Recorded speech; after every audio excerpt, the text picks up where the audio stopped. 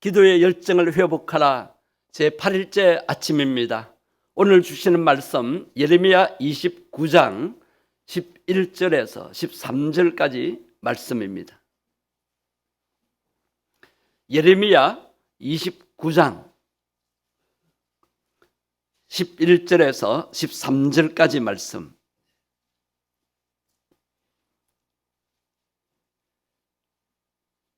우리 예레미야 33장 3절 말씀 잘 알잖아요. 333의 비밀이라고. 그 앞에 있는 같은 내용인데 29장 11절부터 13절까지 말씀 한 절씩 교독하시겠습니다. 여호와의 말씀이니라. 너희를 향한 나의 생각을 내가 아나니 평안이요 재앙이 아니니라. 너희에게 미래와 희망을 주는 것이니라. 너희가 내게 부르짖으며 내게 와서 기도하면 내가 너희들의 기도를 들을 것이요. 13절 같이 봅니다. 너희가 온 마음으로 나를 구하면 나를 찾을 것이요 나를 만나리라. 아멘. 마음에 강렬한 소원을 가졌으면 하나님 앞에 나와 간절히 기도해야 되죠. 그 간절히 기도하는 것은 부르짖어 기도하라는 의미입니다. 소경 바디메오가 앞을 못 보잖아요. 또 거지 생활을 하잖아요. 어떻게 했습니까? 예수님이 가까이 오신다는 소식을 듣고는 큰 소리로 다윗의 자손이여 나를 불쌍히 소서라고 소리 지르 부르짖었지 않습니까? 소리내어 부르짖지 않았습니까? 수로보니게 여인, 그 딸이 귀신 들려 고통당하는데 너무너무 안타까워서 예수님 앞에 나와서 다윗의 자손이여 하고 부르짖지 않습니까? 십자가에서 우리를 구원하시기를 위해서 예수님께서도 조용조용 기도하신 것이 아닙니다. 통곡하시며 히브리서 기록을 보면 예수님이 통곡하시면서 기도하셨어요. 아버지여 할만하시거든. 이 고난의 선잔, 이 죽음의 잔을 그냥 지나가게 해 주십시오. 기도하니까 하나님의 뜻이 아닌 것 같아서 자신의 하나님의 뜻은 그것이 아닌 것 같아서 3번이나 기도하잖아요. 3번이나 반복하며 기도하면서 나중에는 내 원대로 몹시고 아버지의 원대로 하시옵소서. 이렇게 처음에는 우리 내 생각으로 내 마음으로 내 욕심으로 기도하지만 기도하다 보면 성령께서 우리의 기도를 도와주셔서 하나님의 뜻대로 기도하게 되는 것을 우리가 체험하게 됩니다.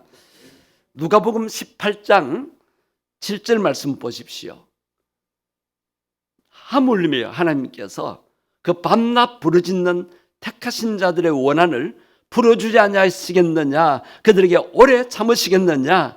자, 하나님께서 그 원한, 그 마음의 소원을 풀어주시고 오래 참지 않고 응답하신다 하셔서 어떻게 할 때? 그 밤낮으로 어떻게 하는 자에게? 부르짖는 자에게. 택하신 자는 우리가 하나님의 택함을 받았잖아요.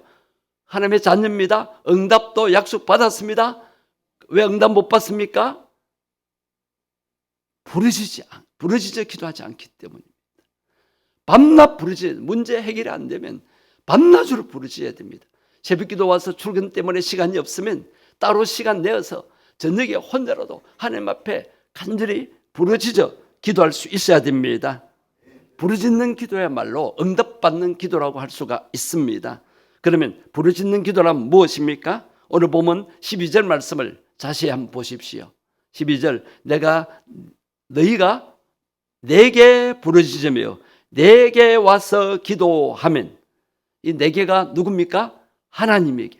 하나님께서 내게 부르짖으라, 내게 와서 기도하라. 그러면 너희들의 기도를 들을 것이다. 왜 내가 내게 이 말을 강조하십니까? 이방 신상에게 가서 기도하지 말고 우상에게 절하며 기도하지 말고 살아 역사하시는 이스라엘의 하나님, 만군의 하나님, 창조주 하나님, 능력의 하나님께 와서 기도하라. 얼마나 반가운 말씀입니까? 세상 사람들은 우상에게 빌고 절을 수백 번 하면서 복을 달라 그러는데 우리는 살아계신 하나님 앞에 부르짖어 기도하라 하니까 얼마나 감사합니까? 13절에도 보십시오. 13절에도 너희가 어떤 마음으로? 온 마음을 다하는 것이 부르짖는 기도입니다. 온 마음으로 나를 구하면 나를 찾을 것이요 나를 만나리라. 여러분 기도 가운데 주님을 깊이 만나시기를 바랍니다. 주님을 간절히 찾는 그 기도가 부르짖는 기도입니다. 우상은 아무리 기도해도 듣지 않으시잖아요. 그러나 하나님은 간절한 마음으로 온 마음으로 부르짖어 기도할 때 하나님은 들으십니다. 여러분 333의 비밀이라고 예레미야 33장 3절 말씀을 여러분 잘 아십니다. 자, 오늘 보면 29장이잖아요. 29장에도 부르짖어라 이 말씀이 강조되는데 33장으로 가서 한번 보십시오. 33장 2절 3절 한번 보시겠습니다. 부르짖으라고 하신 하나님이 어떤 분이시기 때문에 그렇게 부르짖으라 하십니까? 어떤 분이시기 때문에 응답을 약속하십니까? 잘 보십시오. 그분은 일을 행하시는 여호와이십니다. 여호와는 전능하신 분이라는 뜻이에요. 스스로 계시는 분이시죠. 그분은 일을 행하시고 그것을 만들며 성취하시는 여호와이십니다. 그의 이름을 여호와라 하는 이가 이와 같이 이르시도다. 그것이 3절입니다. 다 같이 우리가 부르짖는 마음으로 말씀을 읽겠습니다. 너는 내게 부르짖으라. 내가 내게 응답하겠고 내가 알지 못하는 크고 은밀한 일을 내게 보이리라. 여러분, 일을 지어 성취하시는 하나님, 일을 만들기만 하지 아니하시고 그것을 완전히 이루시는 하나님이 뭐라고 말씀하십니까? 어떻게 할 때에 응답하겠고 내가 알지 못하는 비밀한 일, 은밀한 일을 알게 하리라고 하십니까? 어떻게 할 때? 부르짖을 때. 여러분, 부르짖는 기도가 중요합니다. 부르짖는 기도는 곧 전심으로 하나님을 찾는 행위인 것입니다. 온 마음의 표현이 부르짖는 기도입니다. 하나님을 찾는 마음이 가득하면 그것이 부르짖음으로 드러나게 됩니다. 주님은 우리에게 부르짖으라고 하셨습니다. 부르짖을 때 우리가 마음을 온전히 하나님께로 향할 수가 있는 것입니다. 설사 기도할 마음이 없더라도 의지적으로 소리를 내어서 기도하기 시작하면 마음의 기도의 열정이 회복되는 것입니다. 옆 사람이 소리내어 기도할 때 같이 소리내어서 기도해 보십시오. 그러면 가슴이 뜨거워지고 마음이 간절해지고 기도의 열정이 생겨나는 것입니다. 할 수만 있으면 더욱 힘있게 소리를 내어서 하나님께 마음을 실어 기도해야 합니다. 그렇게 기도할 때 전심으로 기도하게 되고 하나님이 응답해 주십니다. 성령님은 우리가 전심으로 기도하기를 원하십니다. 전심으로 주님을 찾고 기도하도록 도와주십니다. 우리가 부르짖어 기도할 때에, 간절히 기도할 때 성령님이 더 강하게 임하십니다. 교회에 부르짖는 기도가 줄어들면 하나님의 역사도 줄어든다는 것을 아셔야 합니다. 여러분, 왕성해지는 교회, 생동감 있는 교회, 부흥하는 교회 보십시오. 기도 소리가 다릅니다. 얼마나 기도를 뜨겁게 간절히 부르짖어 기도하는지 모릅니다. 제가 어떤 교회 갔는데 낮 시간에 이제 목사님들 모임에서 갔는데 이제 모임을 마치고 식사로 가려고 이제 현관으로 나왔는데 어느 홀에서 어느 룸에서 막 부르짖는 기도 소리가 들려요. 그래서 이 낮에 무슨 기도하지? 하고 저 혼자 가봤습니다. 저는 그런데 관심이 있으니까 가서 살짝 문을 열어보니까 몇몇 사람이 한 7, 8명 정도 돼요. 몇몇 사람인데 그렇게 간절히 기도하도록 저는 한 수십 명이 모인 줄 알았어요. 그래서 이제 식사로 가면서 그 담임 목사에게 물었습니다. 저 무슨 모임입니까? 예, 구역 모임입니다. 구역 모임입니다. 여러분, 구역 모임에도 저렇게 모여서 그 성도들의 행편을 내놓고 간절히 기도하는 거예요. 간절히 기도. 우리 교회도 그렇게 간절한 기도가 있었으면 좋겠습니다. 부르짖는 기도는 주님의 긍휼에 호소하는 기도입니다. 바디메오도 수르보니게 여인도 어떻게 부르짖었습니까? 불쌍히 여겨달라고, 자신을 불쌍히 여겨달라고, 병들어 있는 우리 딸을 불쌍히 여겨달라고 간절히 부르짖어 기도했습니다. 불교에서는 부르짖는 기도가 없습니다. 가톨릭, 천주교에서도 부르짖고 기도하지 않습니다. 그저 염불이나 묵상기도나 수행일 뿐입니다. 그들은 자신의 공로를 의지하기 때문에 부르짖을 필요가 없다 생각합니다. 내가 착한 일하고 내가 잘하면 되지, 그 생각입니다. 자신의 공로로 하나님 앞에 나아가는 겁니다. 그러나 우리는 내 공로를 내세우지 않습니다. 오로지 예수님의 십자가 공로만 의지하고 우리가 기도하는 것입니다. 부르짖는 기도는 부모와 자식 관계에서만 가능합니다. 자식이 위급할 때 아버지나 어머니께 부르짖잖아요. 엄마, 아빠 도와주세요. 하나님은 우리 아버지십니다. 육신의 아버지는 한계가 있어요. 아버지 도와주세요. 아버지, 육신의 아버지는 암만 부르짖어도 한계가 있을 수 있습니다. 물론 도와주시지만, 그러나 하나님의 아버지에게는 한계가 없습니다. 하나님의 아버지는 영혼의 아버지시고 전능하신 하나님이십니다. 사무엘이 미스바에서 이스라엘을 위해서 간절히 부르짖어 기도했습니다. 블레셋이 침략해 와서 나라가 위기에 빠졌을 때 사무엘이 간절히 부르짖어 기도했을 때 하나님께서 어떤 역사를 일으키셨습니까? 우레를 내려보내서, 우레와 우박을 내려보내서 블레셋 군대들을 어지럽게 하지 않으셨습니까? 부르짖을 때 역사 일어납니다. 하나님 불쌍히 여주십시오라고, 하나님 도와주십시오라고 우리가 부르짖을 수 있어야 되겠습니다. 부르짖을 때 능력이 임하게 됩니다. 성경 말씀에 살펴보십시오. 너무나 많은 곳에서 부르짖어 기도하라고 말씀하고 있습니다. 부르짖을 때 응답받은 사례들을 많이 보여주고 있습니다. 출애굽할 때도 이스라엘 백성들을 출애굽시켜서 가나안 땅으로 인도할 때도 모세는 얼마나 부르짖어 기도했는지 모릅니다. 이스라엘이 어려움을 당할 때마다 모세는 손을 들고 부르짖음으로 하나님의 놀라운 응답과 기적의 역사를 체험하게 되었습니다. 다윗도 마찬가지였습니다. 시편 118편 5절을 보십시오. 내가 고통 중에 여호와께 어떻게 했다고요? 부르짖었다. 여호와께서 응답하시고 나를 넓은 곳에 세우셨도다. 네. 어떠한 상황에서 여호와께 다윗은 부르짖었습니까? 고통당할 때. 고통당할 때. 여러분, 어떤 것으로, 어떤 일로 고통당하고 있습니까? 어떤 일로 마음에 아픔이 있습니까? 어떤 일로 괴롭습니까?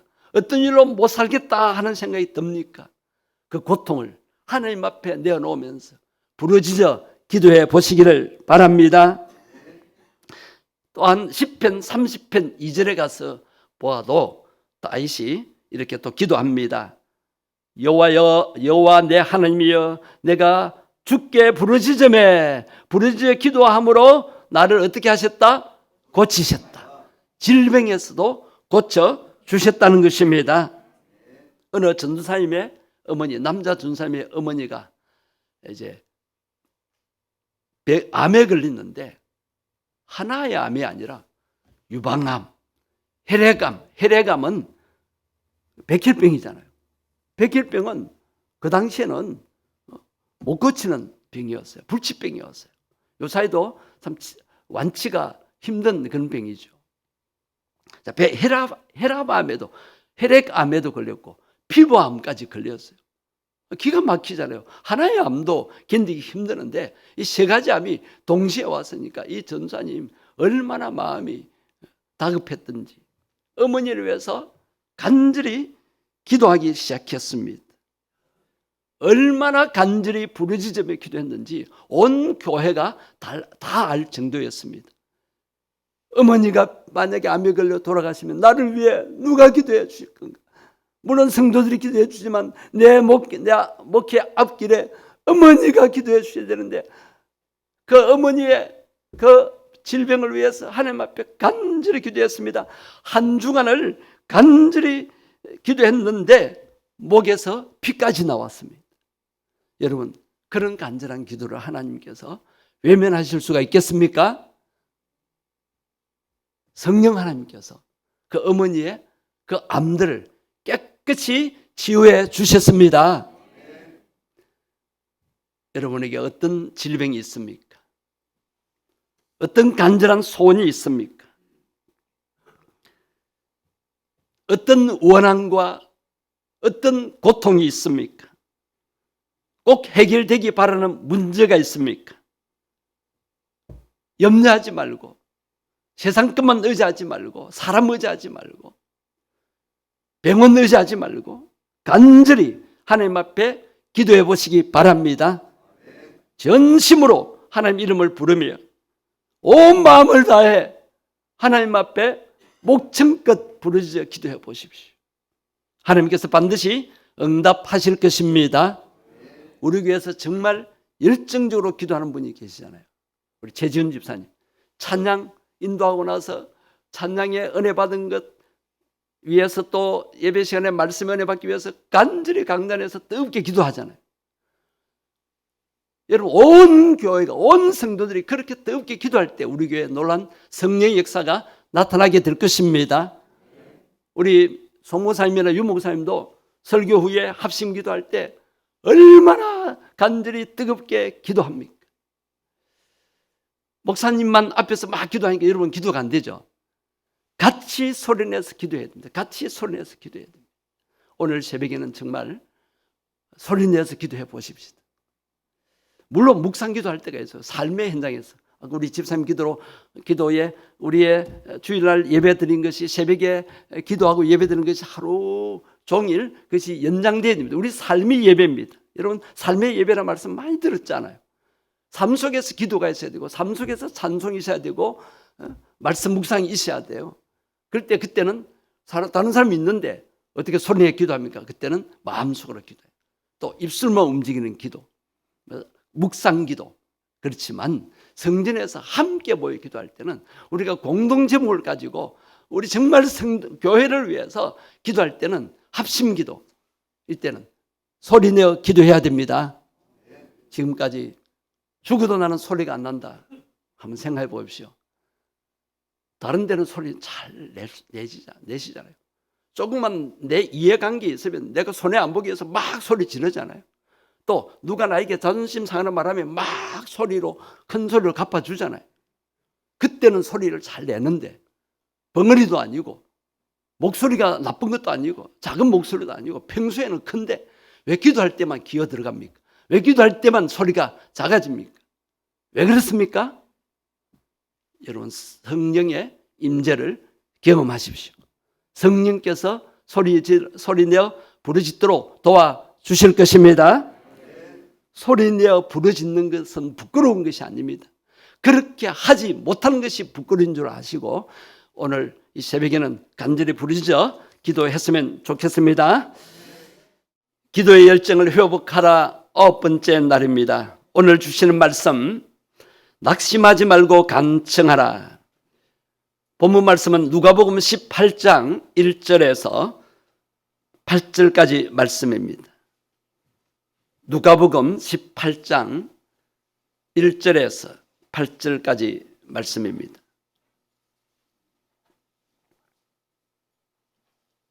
한 절씩 교독하시겠습니다.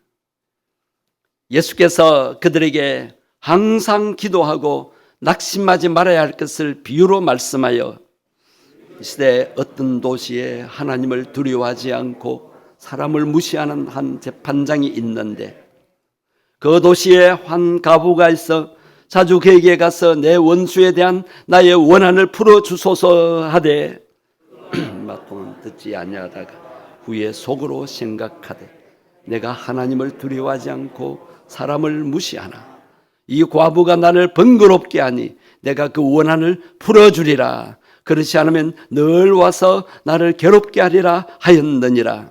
주께서 또 이르시되 불한 재판관이 말한 것을 들으라.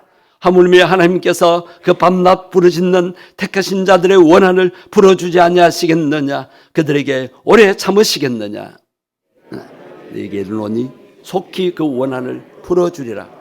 그러나 인자가 올 때에 세상에서 믿음을 보겠느냐 하시니라. 아멘. 우리가 기도드릴 때 하나님께서 응답하시는 방법을 세 가지로 생각할 수 있습니다. 첫 번째는 즉시로 응답하십니다. 우리가 초신자 때 또 은혜 같은 믿음으로 하나님 앞에 간절히 기도할 때 즉각 응답되기도 합니다. 그 다음에 어떤 때는 안 돼라고 하시는 것 같아요. 내가 기도한 대로 이루어지지 않는 거예요. 내가 원하는 대로 내 뜻대로 응답이 없어요. 그러나 여러분 안 돼라는 것도 하나님의 응답임을 믿으시기 바랍니다. 그 다음에 한 가지는 기다려라. 기다리라. 참고 기다리라. 인내하며 기다리라고 하실 때가 있습니다. 우리가 기도하다 보면 반드시 낙심의 자리에 이를 때가 있습니다. 상황이 더 어려워지기도 합니다. 내 원대로 내 뜻대로 안 됩니다. 하나님께서는 아무 말씀도 하지 아니하시고 가만히 계시는 것 같습니다. 아무리 기도해도 상황이 나아지지 않습니다. 그대로일 때가 있습니다. 그때가 낙심이 찾아오는 시기입니다. 그때가 기도를 포기하는 시기입니다. 여러분, 이 낙심이라는 난관을 통과해야만 응답이라는 고지에 이를 수가 있습니다. 오늘 본문에 낙심하지 말라라고 예수님이 권면하시면서 비유의 말씀을 하십니다. 오늘 본문 1절에 보면 예수님께서 비유로 항상 기도하고 낙심하지 말아야 할 것을 이야기로 예를 들어 말씀하십니다. 한 억울한 과부가 있었다 그랬죠. 남편을 잃고 자식들도 지금 빼앗길 판입니다. 얼마나 답답합니까? 또 억울한 일을 당했습니다. 그래서 재판관을 찾아갔는데 그 재판관이 불의한 재판관이었어요. 하나님을 두려워하지도 않고 사람을 무시하는 이 재판관. 별 볼 일 없는 과부가 와서 부탁한다고 들어주겠습니까? 거절합니다. 무시합니다. 네가 짓기 뭐야? 무시합니다. 그래서 안 들어줍니다. 3절에 보니까 이 과부가 포기합니까? 낙심합니까? 어떻게 합니까? 3절에 보세요. 3절. 자주 그에게 가서 눈에 들어옵니까? 내 원수에 대한 나의 원한을 풀어주소서라고 간구한 거예요. 자주 가서 간구했어요. 그런데도 4절 말씀해 보면은 얼마 동안 듣지 않았다고 했습니다. 그가 얼마 동안 듣지 않았다. 안 들어줬어요. 몇 번을 찾아가도 무시하고 거절했습니다. 이럴 때 과부가 포기합니까? 낙심해서 안 되겠다. 그렇게 중단합니까? 그렇게 하지 않았습니다. 늘 찾아갔습니다. 늘 찾아가서 번거롭게 하고 귀찮게 했습니다. 아마 출근할 때 집 앞에까지 찾아갔을 거예요. 그 다음에 또 근무하는 근무지까지 가서 딱 기다리고 있다가 차에서 내리면 또 쪼르르 쫓아가서 부탁했을 거예요. 안 되면 퇴근 시간에 또 기다리고 있다가. 그러니까 이 재판관이 다른 사람들 보는 눈도 있고 귀찮기도 하고 번거롭기도 하고. 그래서 그의 생각이 바꾸어집니다.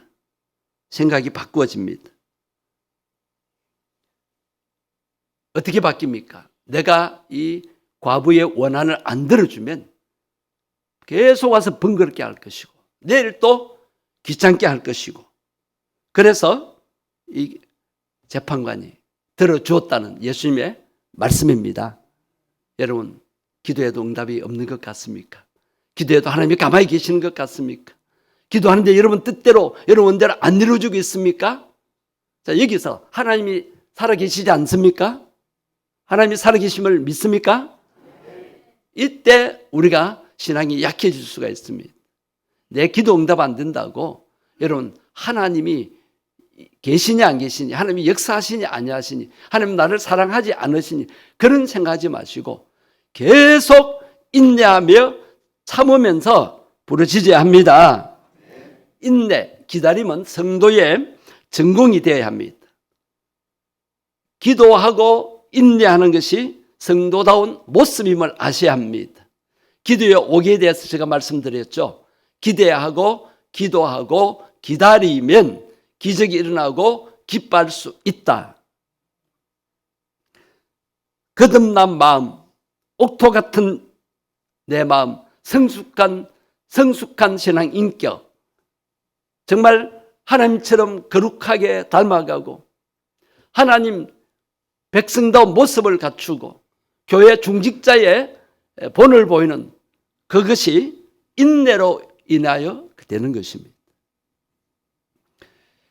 아브라함도 25년을 기다려서 독자 이삭을 받았습니다. 요셉도 13년을 연단받고 인내하여 이집트 제국의 총리 대신이 되었습니다. 욥도 고난 가운데서 정말 인내한 고난의 대명사가 되었죠. 야고보서 5장 11절 말씀을 보십시오. 11절. 보라, 인내하는 자를 우리가 복되다 하나니 너희가 욥의 인내를 들었고, 여러분 욥의 인내를 들으십시오. 욥의 인내를 생각하십시오. 주께서 주신 결말을 보았거니와 주는 가장 자비하시고 긍휼히 여기시는 분이시라. 하나님께서는 기다림, 인내를 통하여 우리를 연단시키십니다. 거룩한 하나님의 사람으로 만들기 시작하십니다. 기다림의 시간 동안에 하나님은 아무 일도 하지 않으시는 것이 결코 아닙니다. 그 시간 동안 우리는 교훈을 받고 깨달음을 얻고 연단받고 내 인격이 성숙되고 내 믿음이 성숙되고 내 생각이 바뀌고 이렇게 살아서는 안 되겠구나. 하나님의 뜻은 이것이구나. 이렇게 하나님의 뜻을 깨닫는 시간이 바로 기다리는 시간, 인내의 시간입니다. 나에게 필요하기 때문에 하나님이 그렇게 역사하시는 것입니다. 로마서 5장 3절을 여러분 아시잖아요. 환난은, 고난은 인내를 만들고 인내는 연단을 쌓게 되고 연단을 만들고 연단은 소망을 이루는 줄 알미니라 그랬습니다. 여러분 환난 때, 고난 때에 인내하시고 연단 받으시기를 바랍니다. 고난 속에서 포기하거나 낙심하지 마십시오. 타락하지 마십시오. 반드시 그 고난을 축복으로 바꾸어 주실 것입니다.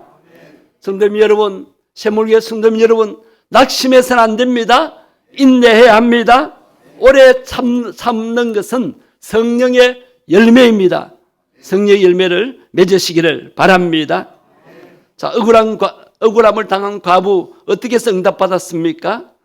하나님을 두려워하지 않고 사람을 무시하지 않는 이 불의한 재판관을 자주 찾아갔는데도 무시당하고 거절당했습니다. 그러나 그는 포기하지 않았습니다. 낙심하지 않았습니다. 계속 찾아가서 간청했습니다. 간절히 청원하였습니다. 간절히 울면서 청원했을 것입니다. 안 들어주면 내 안 가겠습니다라고 끈질기게 간청했을 것입니다. 그럴 때 이 불의한 재판관의 생각이 바뀌어집니다. 어떻게 바뀌어집니까? 그 재판관의 생각을 한번 들여다보십시오. 오늘 보면 5절입니다. 5절. 이 과부가 나를 어떻게 하니? 나를 번거롭게 하니 내가 그 원한을 풀어주리라. 번거롭게 하니까 귀찮아서 들어준다고 했습니다. 만약에 그렇지 않으면 늘 와서 나를 어떻게 한다? 괴롭게 하기 때문에. 여러분, 도대체 무엇이 그 마음을 움직였습니까? 그가 어려운 사람으로 바뀌어져서 과부의 원한을 들어주었습니까? 여인의 정성에 감동하고 탐복해서 들어주었습니까? 아닙니다. 핵심은 자신이 괴롭다는 데 있었습니다. 귀찮아서, 번거로워서, 괴로워서 오늘 이 과부의 원을 들어주지 않냐면 내일 또 와서 나를 귀찮게 하고 번거롭게 하고 괴롭게 할 것이기 때문에 들어주었다라고 했습니다. 결국 그 사람을 움직인 것은 매일 찾아가서 번거롭게 한 과부의 끈기 있는 행동이었습니다. 예수님께서 왜 이 말씀하셨습니까? 하나님 아버지 앞에도 그렇게 하나님을 귀찮게 하고 번거롭게 하고 그렇게 막 안 되는데 막 강청하고 그런 의미가 아니라 이러한 불의한 재판관도 계속 자주 찾아가서 간청을 하고 또 간청하니까 들어줬는데 하나님은 귀찮아하지 않으시는 분이십니다. 하나님은 아무리 기도 많이 한다고 번거롭게 여기지 않습니다. 오히려 기쁘게 여기십니다. 그래, 나를 찾아와서 간구하느냐, 간청하느냐. 초신자 때는 빨리 응답해 주시지만 우리의 신앙 연륜이 깊을수록 우리가 신앙이 깊어지기를 원하고 믿음이 강해지기를 원하고 신앙 인격이 성숙되기를 원하십니다. 내 삶이 바르게 되기를 원합니다. 그래서 하나님이 응답을 보류하시는 것입니다. 하나님, 내가 망해 가는데 왜 가만히 계십니까? 오히려 망하는 것이 하나님의 은혜일 수 있습니다. 그래야 다시 시작할 수 있고 그래야 하나님의 놀라운 은총을 받을 수가 있는 것입니다. 여러분, 내 마음을 살펴야 합니다. 내 행동을 살펴야 합니다. 하나님은 반드시 살아계시는 분이시고 우리의 기도에 응답하시는 분이십니다.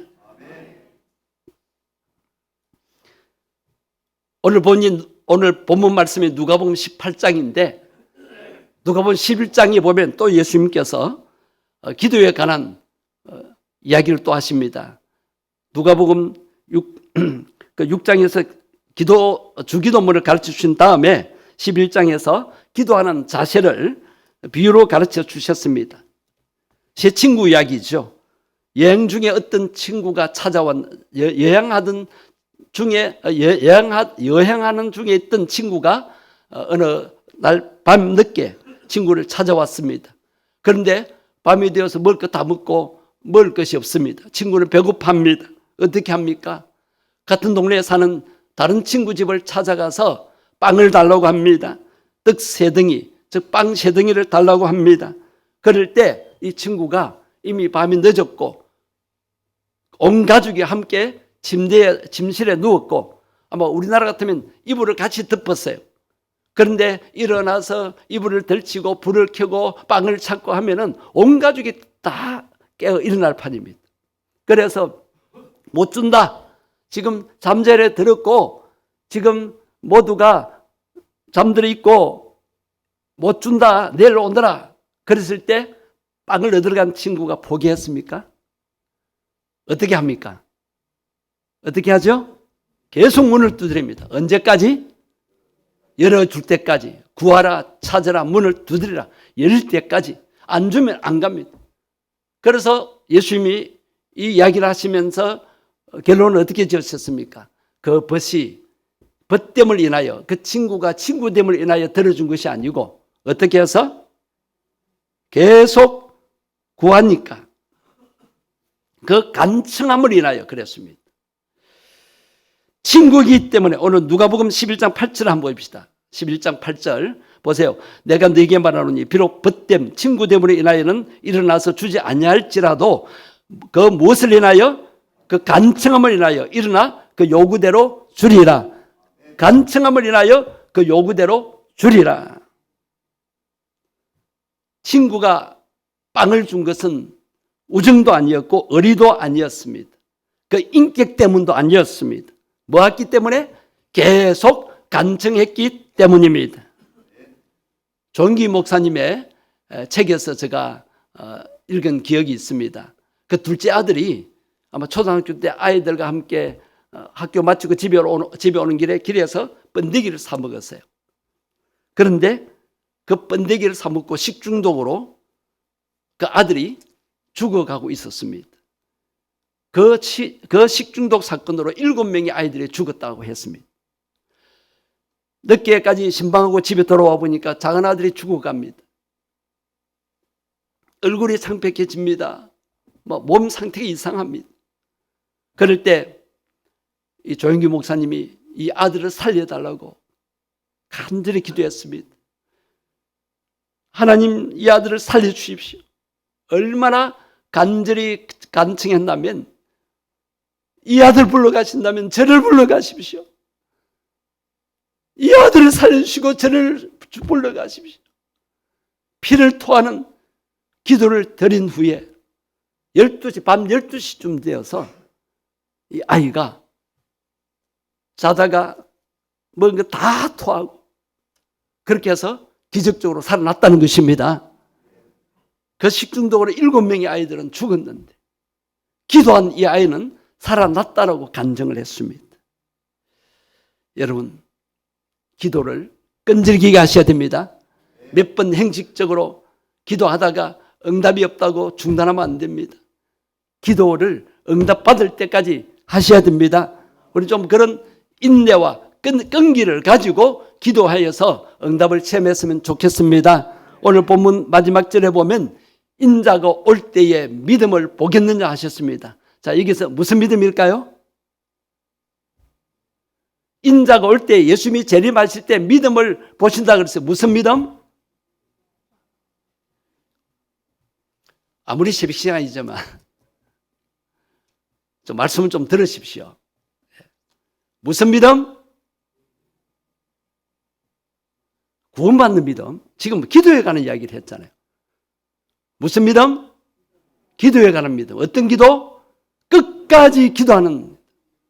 예수님 재림 때까지 기도의 줄을 놓지 않고 기도의 끈을 놓치지 않는 끝까지 인내하며 기도하는 이 믿음을 주님이 보시겠다는 것입니다. 여러분 평생 기도의 사람이 되시기를 바랍니다. 기도하지 않고는 일이 이루어지지 않는다라고 여러분 깊이 깨닫고 계속 기도하셔야 됩니다. 오늘 주시는 말씀 마가복음 11장 22절에서 24절까지 말씀입니다. 말씀 제목은 기도한 대로 믿으라. 기도한 대로 믿으라.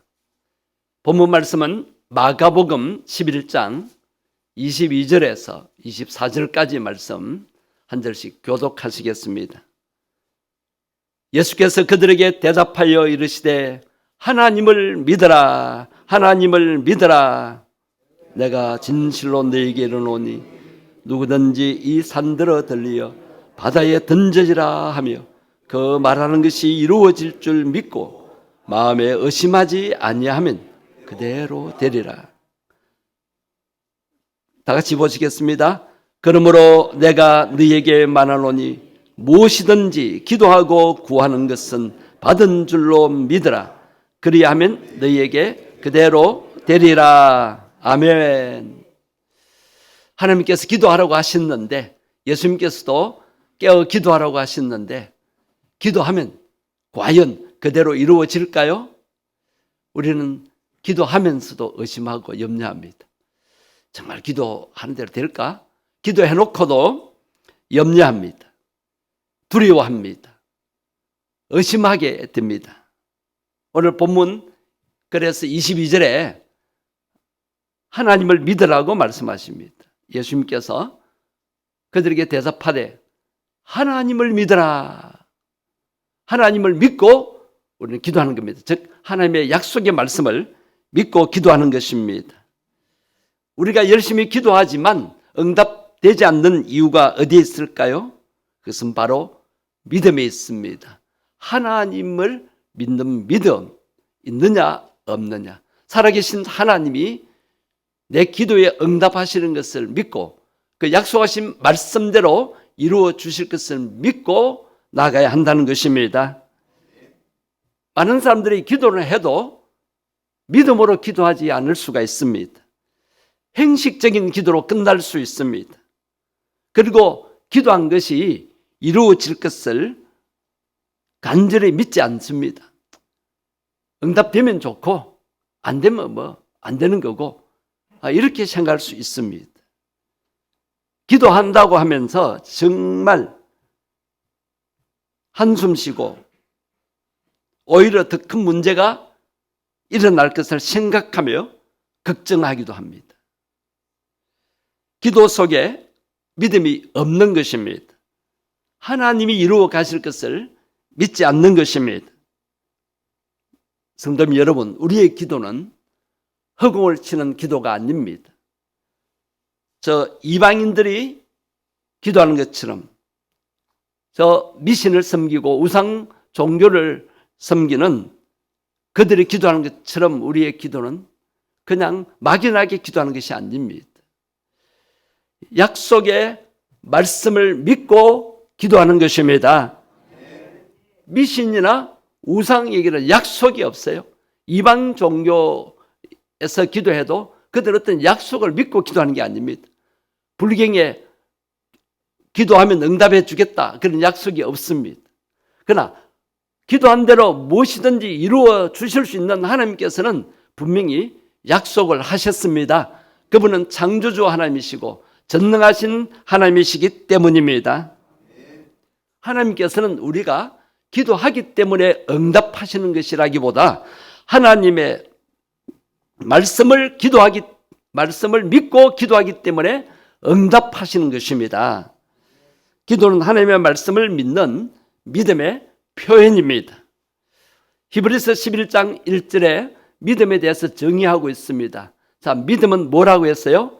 바라는 것들의 실상이요 보이지 않는 것들의 증거다. 무슨 의미입니까? 지금 아직 이루어지지 않냐고 바라고 있습니다. 아직 이루어지지 아니했지만 곧 그것이 실상으로 나타날 것을 믿는 것입니다. 제가 부목사 때 눈에 탈이 나서 이제 병원에 입원해서 눈에 안대를 하고 이렇게 누워 있는데, 눈 수술하고 누워 있는데 한쪽에 의심이 드는 거예요. 내가 앞을 못 보면 어떻게 하지? 또 제 집사람과 제 어머니도 울면서 젊은 목사가 아직 담임도 되게 안 됐는데 목사들이 얼마 안 됐는데 앞을 못 보면 어떻게 합니까? 막 울면서 이제 그렇게 염려하시는 거예요. 그런데 저는 그 의심, 그 염려를 물리치고 내가 일어나서 눈을 밝게 뜨면서 설교 준비하고 운전하고 신방하고 막 달릴 것이다. 그 실상을 계속 보았어요. 그러니까 하나님께서 그렇게 되게 해 주셨습니다. 그리고 믿음은 보지 못하는 것들의 증거라고 했습니다. 아직 지금 안 보여요. 우리 눈에 안 보여요. 그러나 하나님께서 봐라, 증거다, 이것이 증거다 라고 보여주신다는 것입니다. 이것이 믿음입니다. 우리의 믿음은 아직 이루어지지 않았지만 이루어질 것을 믿고 아직 보이지 않지만은 보여질 것을 믿는 것입니다. 이 믿음으로 기도한 대로 이루어질 것을 믿고 나아가시기를 바랍니다. 기도는 믿음의 표현입니다. 왜 기도하느냐? 하나님을 의지하고 믿기 때문입니다. 왜 기도하지 않느냐? 하나님을 제대로 못 믿는 거예요. 하나님의 역사를 믿는 사람은 기도하지 않을 수가 없는 것입니다. 만약 우리의 기도 속에 믿음이 없다면 하나님을 믿지 않는 저 이방 사람들의 염불이나 주문에 불과할 것입니다. 믿음으로 기도하지 않는다면 우리의 기도도 중언부언 기도, 염불이나 주문에 불과한 것입니다. 중요한 것은 믿음입니다. 의심하면 안 됩니다. 오늘 말씀에 의심하지 말라고 했습니다. 23절 한번 보십시오. 내가 진실로 너에게 이르노니 누구든지 이 산들어 들려 바다에 던져지라. 여러분, 저 굳게 서 있는 산을 보고 저 산이 옮겨져서 산이 들려서 바다에 던져지라. 그렇게 말한다고 이루어질 것 같습니까? 그런데 예수님께서는 그렇게 말해도 그 말하는 것이 이루어질 줄 믿으면, 그리고 마음에 의심하지 않으면 그대로 되리라 그러셨어요. 이 무슨 의미입니까? 가만히 있는 산을 옮기라는 게 아니에요. 저 꿈쩍도 아니하는 도무지 이루어질 수 없는 그 일도 정말 필요하다면 믿고 선포하라는 겁니다. 말한 대로 믿으라는 것입니다. 누가 책임지시는 거예요? 하나님이 하시는 거예요. 내가 감당하는 것이 아니라 인간의 힘으로는 할 수가 없어요. 그러나 하나님이면 할 수가 있습니다. 그래서 우리는 말이 중요해요. 믿음의 말을 하시기를 바랍니다. 한번 따라해 보실까요? 난 할 수 있다.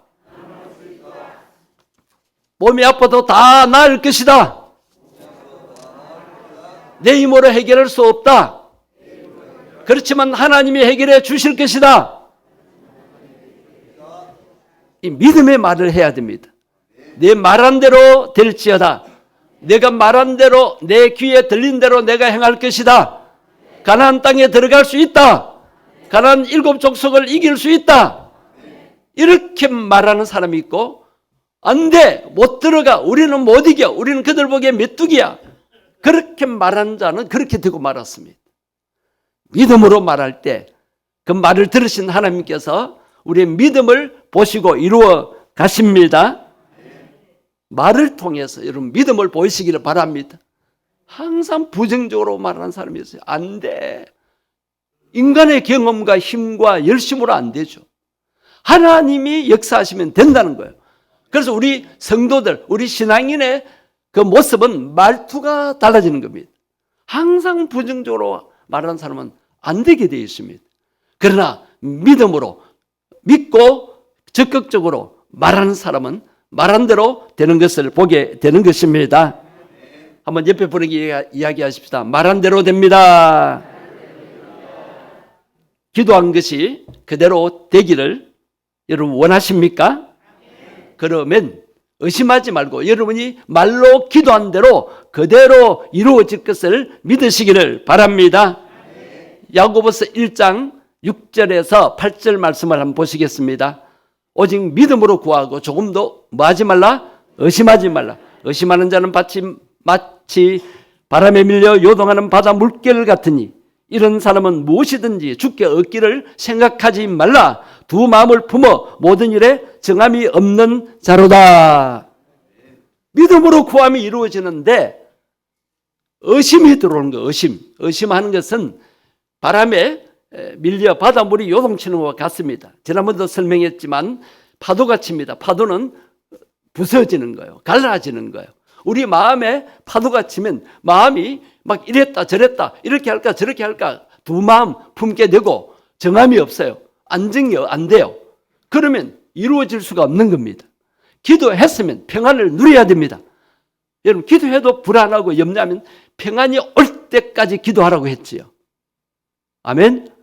그 여러분 마음이 평안하면 이루어질 것을 계속 믿고 나가시기를 바랍니다. 과연 이루어질까? 안 될 거야. 지금까지 안 돼서 그렇게 두 마음을 품으면 안 되게 돼 있지요.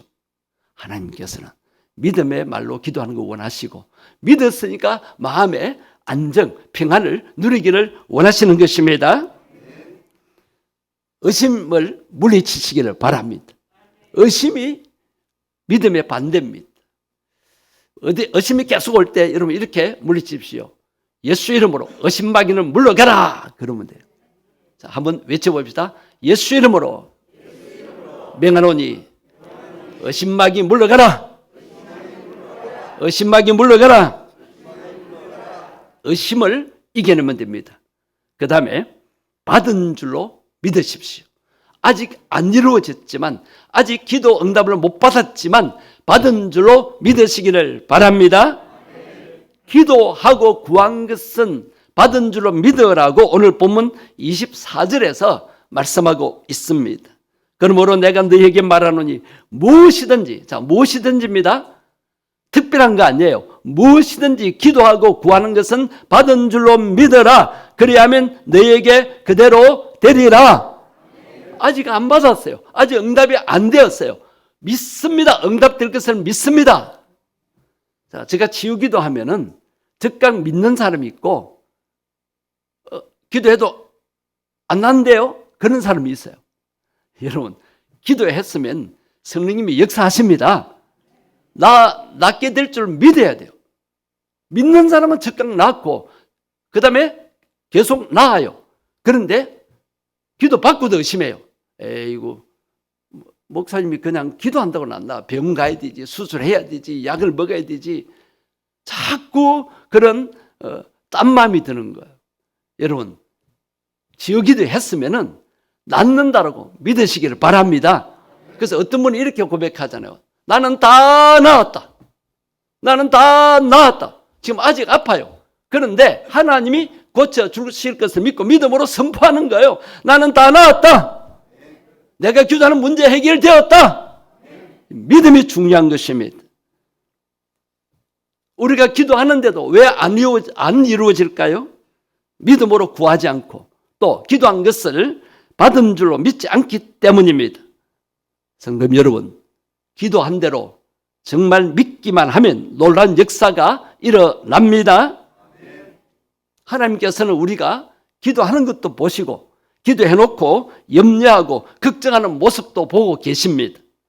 이 사람 그래서 어떻게 하는가 보십니다. 계속 하나님을 믿고 계속 평안을 누리면서 이루어질 것을 믿고 바라고 사는가, 아니면 이 사람 저 사람 찾아다니면서 도움을 구하러 다니는가.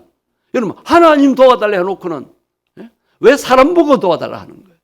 왜 내가 애써서 해결하려고 합니까? 기도하고 있으면 하나님이 사람을 보내서 도와주시고 하나님이 일이 되게 인도해 주십니다. 그런데 기도는 기도고, 그 기도는 믿음의 기도가 아니었기 때문이에요. 기도해놓고도 염려하고 아이고 어쩌고 불안하고, 여러분 밤새도록 철야기도 해놓고 새벽기도까지 참석해놓고 이제 집에 가면서 교회당 문을 나서면서 아이고 어쩌고 한숨 쉬는 사람이 있어요. 그럼 밤새도록 기도한 건 뭡니까? 여러분 피곤을 무릅쓰고 감기를 무릅쓰고 이 새벽에 오셨는데, 여러분 이 새벽에 간절히 믿음으로 기도하셔서 그 기도한 것이 이루어질 줄 믿으시기를 바랍니다. 기도해놓고 이 말 저 말 신체 한탄을 하고 아이고 어쩌고 염려하는 사람에게는 하나님이 역사하실 수가 없어요. 기도해놓고 못 믿는데 하나님이 어떻게 역사하실 수 있습니까? 하나님이 일하실 수가 없는 거예요. 여러분, 우리의 기도는 하나님으로 하여금 일하게 하시는 겁니다. 그래서 기도한 대로 하나님이 이루어 주실 것을 믿고 나아가야 될 줄로 믿습니다. 우리가 하나님만 의지하고 하나님만 믿고 기도할 때 그 믿음을 보시고 하나님이 응답하시는 것입니다. 믿음을 보이십시다. 해결은 하나님께 달려 있습니다. 내가 할 일은 어떤 방법으로든 하나님이 해결해 주실 것을 믿고 계속 기도하는 것입니다. 마가복음 5장 36절에 보면 야이로의 믿음을 볼 수가 있습니다. 딸이 이제 딸을 낳게 해달라고 예수님께 와서 막 간청을 했어요.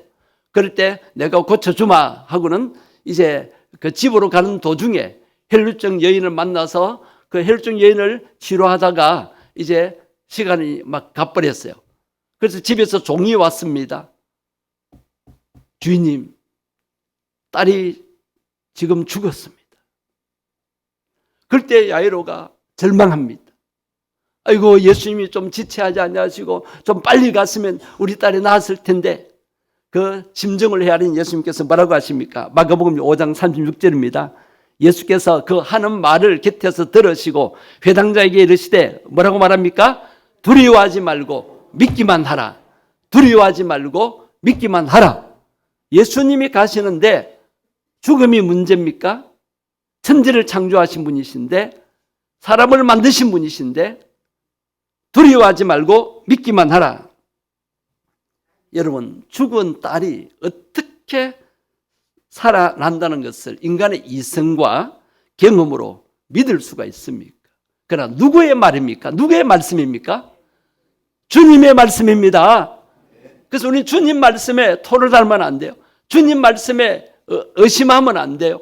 그대로 믿어버리면 됩니다. 주님은 믿으라고 하셨습니다. 그 일을 이루시는 분은 하나님이십니다. 그 일이 이루어지느냐 이루어지지 않느냐, 그건 하나님의 소관이에요. 우리는 믿고 구하기만 하면 됩니다. 그리고 믿고 기도한 대로 받은 줄로 믿으면 됩니다. 여러분 의심하지 말고 여러분이 믿음으로 기도했으면 그것이 이루어질 것을 믿고 나아가시기를 주의 이름으로 축복합니다. 기도의 열정을 회복하라 11번째 아침입니다.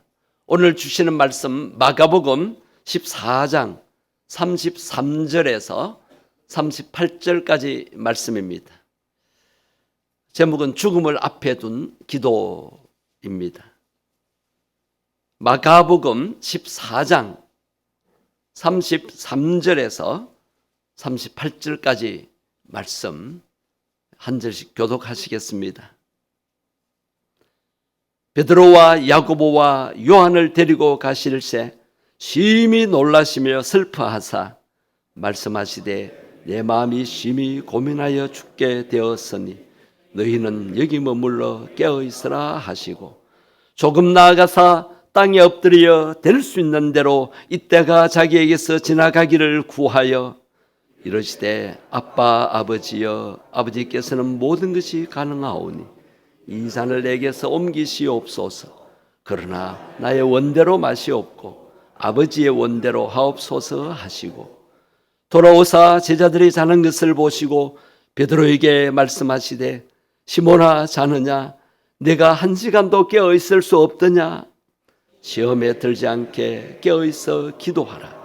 마음에는 원이로되 육신이 약하도다 하시고 아멘. 예수님의 겟세마네 동산에서의 기도는 기도의 적나라한 모습을 보여준다고 할 수 있습니다. 예수님의 기도가 기도의 본질이라고 할 수 있습니다. 조금 전에 제자들과 유월절 식사를 마지막 만찬으로 함께 하신 후에 감람산으로 올라가십니다. 찬송을 부르며 감람산으로 오르는 행렬은 앞으로 펼쳐질 무서운 영적 싸움의 출정식 군가처럼 들립니다. 최후의 만찬 때 제자들에게 이미 말씀하셨습니다. 너희가 오늘 밤 다 나를 버리리라. 내가 살아난 후에 갈릴리에 먼저 가 있겠다. 베드로 너는 장담한 것과 달리 3번이나 나를 부인할 것이다. 이런 말씀을 오늘 본문 앞에서 쭉 하고 있습니다. 영적으로 무지하고 어찌 보면 태평스러운 제자들과는 달리 예수님은 위기감을 크게 느끼셨던 것 같습니다. 그래서 겟세마네 동산에 도착하신 예수님은 기도의 자리를 찾으십니다. 이 겟세마네 동산은 감람산 서쪽 기슭에 있는 작은 동산입니다. 이 겟세마네라는 뜻은 여러분이 아시는 대로 기름 짜는 틀이라는 의미이죠. 아마 감람유, 올리브라고도 하지만 조금 다릅니다. 감람유를 짜는 농장이 있었을 것입니다. 그러나 예수님은 기도로 온몸에 땀과 피를 짜듯이 그렇게 간절히 기도하신 곳이 바로 겟세마네 동산이었던 것입니다. 8명의 제자는 가장 아래쪽에 머물게 하시고 이제 가룟 유다는 없지요. 나머지 베드로, 야고보, 요한 3 제자는 조금 더 나아간 곳에 기도하라고 하십니다. 그런데 예수님은 오늘 본문의 모습을 보면 인간적인 연약한 모습을 보이고 있습니다. 자, 오늘 본문 33절을 보십시오. 베드로와 야고보와 요한을 데리고 가실새 심히 놀라시며 슬퍼하셨다 하셨어요. 예수님의 심정이 여러분 좀 느껴지십니까? 34절에 가서 보십시오. 34절에 보면 더 적나라한 고백이 있습니다. 제 제자에게 뭐라고 말씀하시냐면 내 마음이 심히 고민하여 죽게 되었다. 내 마음이 심히 고민하여 죽게 되었다. 너희는 여기 머물러 깨어 있으라고 말씀하십니다. 어찌 보면 예수님답지 않은 나약한 말씀을 하시는 것 같습니다. 왜 이런 말씀을 하실까요? 기적을 베푸시고 권세 있으신 예수님이 왜 이런 나약한 말씀을 하실까요? 아마도 제자들에게 어흥 기도를 해달라. 깨어 있으면서 합심 기도를 같이 하자. 그런 절박한 심정에서 이렇게 말씀하지 않으셨을까요? 예수님은 제자들보다 먼저 더 깊숙이 좀 더 깊숙이 들어가서 땅에 엎드려 기도하셨습니다. 게시마네 동산에서의 예수님 기도하는 모습 보면 무릎을 꿇으셨는데 얼굴이 땅에 닿을 정도로 어떻게 보면 푹 꼬꾸라져서 그렇게 기도합니다. 누가복음 24장 44절에 예수님이 어떻게 기도하셨는가를 적나라하게 보여주십니다. 누가복음 24장 44절, 제가 잘못했네요.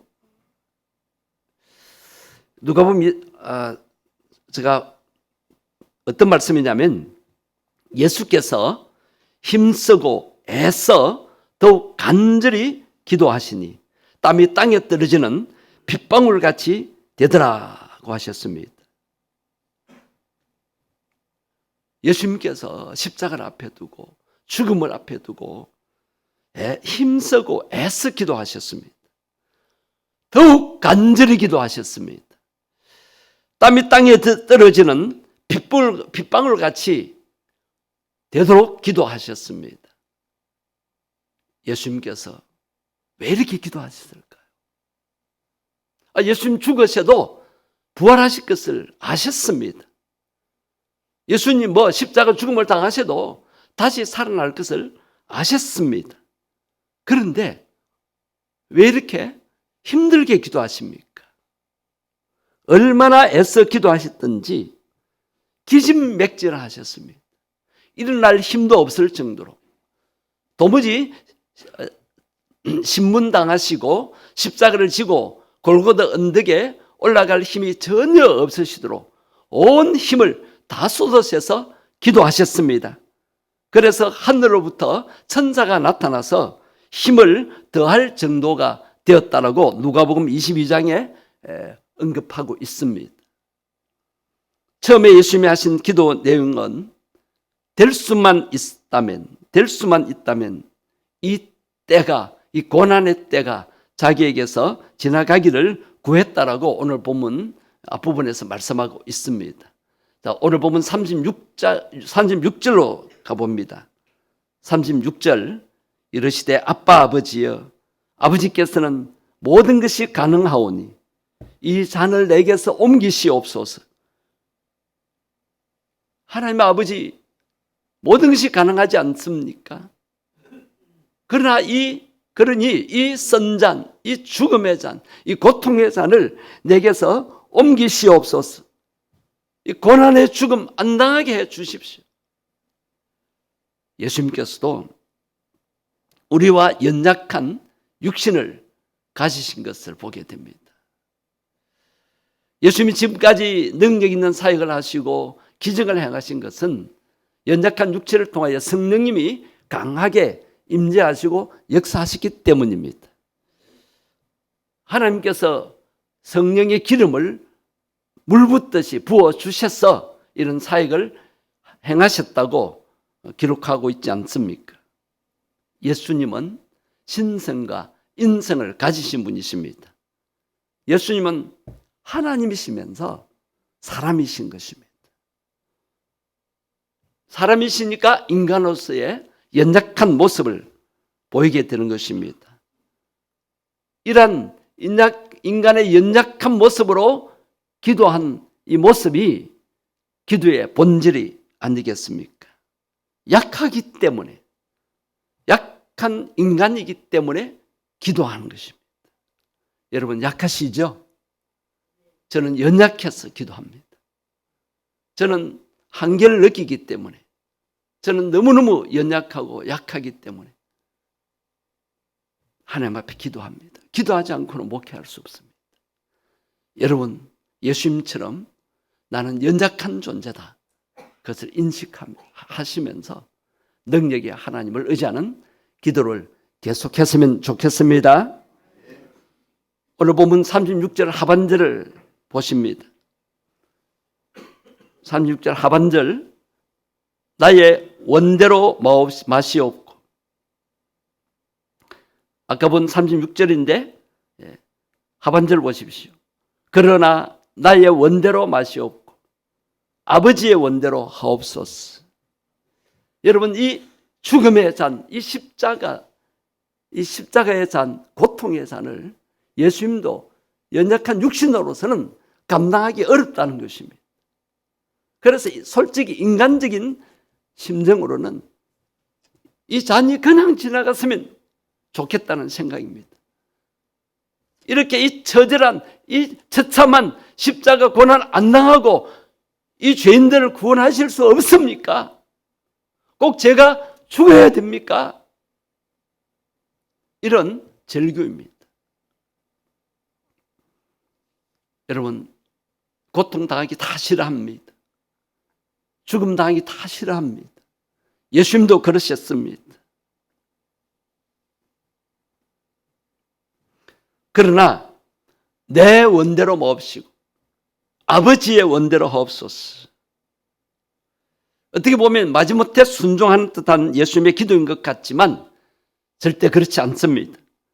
하나님 아버지에 대한 굉회심과 순종이 변할 수 없는 결론임을 우리에게 보여주고 있는 것입니다. 여러분, 힘들어도 우리는 하나님을 경외해야 합니다. 힘들어도 하나님 말씀에 순종해야 합니다. 인간으로서는 도무지 감당할 수 없고 내 힘으로는 감당하기 벅차지만은 하나님이 천사를 보내셔서 힘을 주시고 성령께서 나와 함께 하셔서 능히 감당하게 주시는 것을 믿고 우리도 믿음으로 나아갈 수 있어야 되겠습니다. 분명히 고난이지만 인간적으로는 감당할 수 없지만은 순종하는 것이 하나님의 뜻인 줄 알기 때문에 예수님은 기도하신 것입니다. 인간의 힘으로는 힘드는 거예요. 연약한 육신을 가진 인간으로서는 참 감당하기 힘든 것입니다. 그 고통, 그 두려움이 너무 힘들었기에 심한 통곡과 눈물로 간구와 소원을 올렸다라고 히브리서 5장에서 말씀한 것을 우리가 지난 시간에 보지 않았습니까? 연약한 육체를 가진 인간인지라 순교의 위협 속에서도 순교자들이 잠시 약한 모습을 보이거나 흔들릴 수가 있습니다. 그럼에도 불구하고 순교자의 반열에 설 수 있게 되는 것은 믿음의 승리한 그 모습을 보여주는 것입니다. 예수님께서도 부활하실 것을 아시고 갈릴리에서 제자들과 만나자고까지 하시면서 부활을 아셨습니다. 다시 살아날 것을 아셨습니다. 그러나 극심한 십자가 고통과 순환 후에 영광스러운 부활이 있음을 우리에게 보여주는 것입니다. 여러분, 그냥 부활의 영광이 오는 것이 아닌 것입니다. 정말 극심한 고통과 순환 후에 영광이 있다는 것입니다. 예수님의 이런 연약한 모습은 오히려 우리들에게 격려가 되고 힘이 되는 것입니다. 아, 예수님께서도 그러셨구나. 우리가 흔들리는 게 이상한 것이 아니구나. 내가 흔들릴 수 있고 나도 일시적으로 절망할 수 있고 못하겠다고 할 수 있는 거구나. 그렇지만 영광을 위하여, 하나님이 예비하신 영광을 위하여 견뎌내고 승리하자, 이런 마음을 우리가 가져야 합니다. 성도님 여러분, 십자가 고통과 순환 후에 영광이 있습니다. 예수님의 십자가 그 처절한 죽음 후에 부활의 영광이 있었듯이 우리에게도 지금 여러분의 삶이 신앙생활 하는 것이, 또 이 새벽기도 하는 것이, 여러분들이 주님 나라를 위하여 헌신하는 것이, 또 복음 전하는 것이 정말 힘들지만은 그 힘든 과정 후에 영광스러운 하나님의 축복이 있음을 믿고 믿음으로 견뎌내며 승리하십시다. 기도의 열정을 회복하라. 12번째 아침입니다. 오늘 주시는 말씀 누가복음 23장 39절에서 43절까지 말씀 보시겠습니다. 오늘 말씀 제목은 십자가 한편 강도의 기도라는 제목입니다.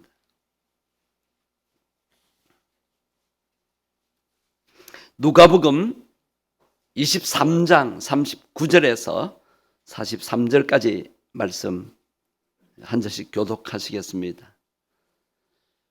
달린 행악자 중 하나는 비방하여 이르되 내가 그리스도가 아니냐 너와 우리를 구원하라 하되 나는 그 사람을 꾸짖어 이르되 내가 동일한 정죄를 받고서도 하나님을 두려워하지 아니하느냐.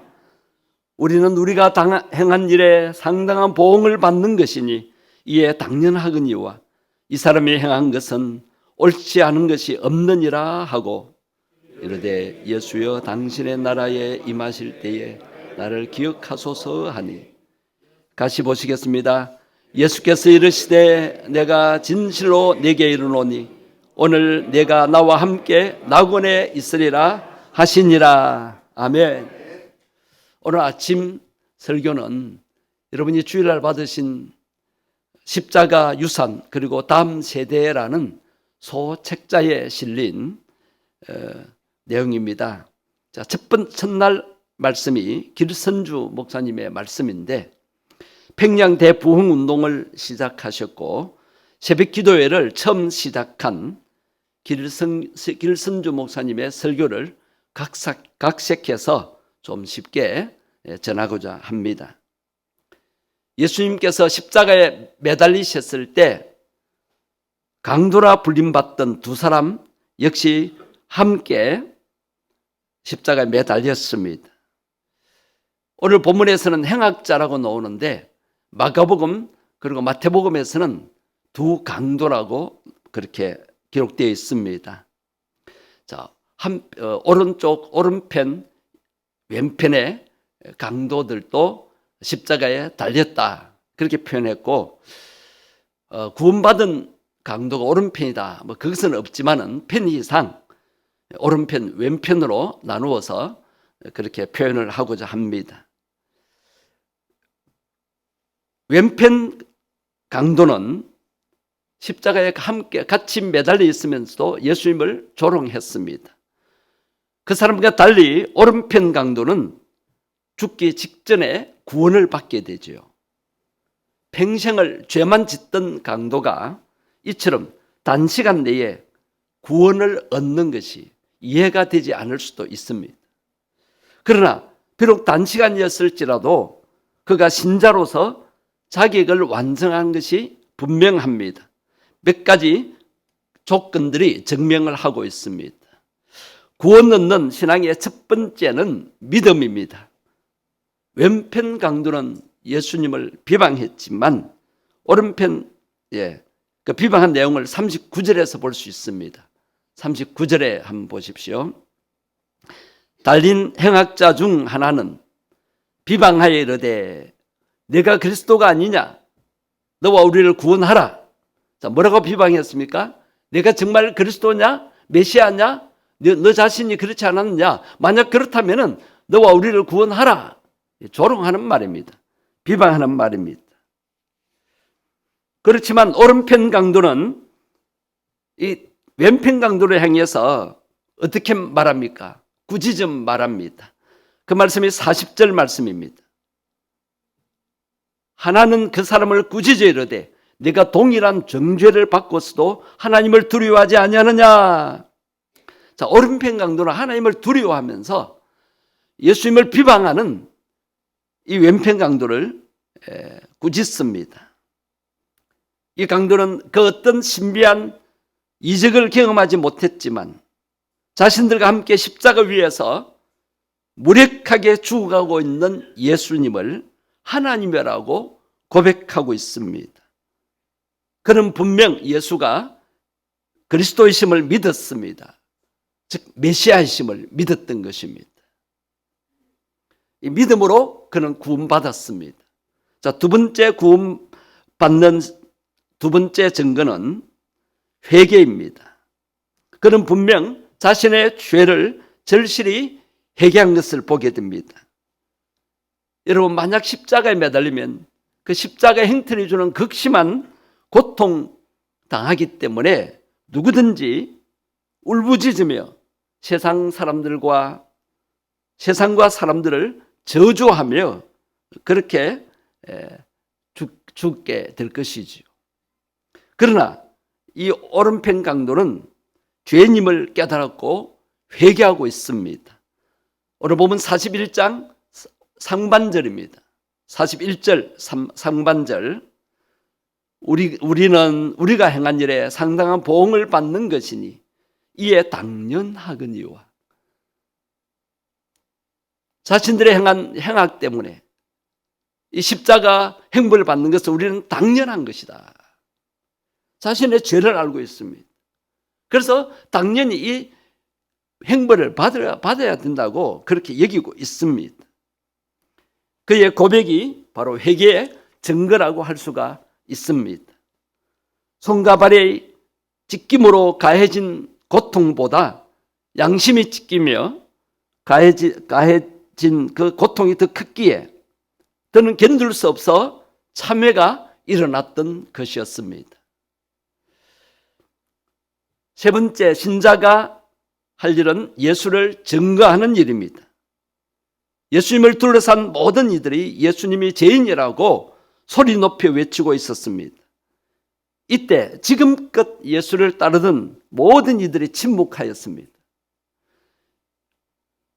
예수님을 십자가에 못 박으라고 군중들이 소리 질렀을 때 모든 사람들이 예수님을 따르는 모든 이들이 침묵하였고 제자들도 도망을 갔습니다.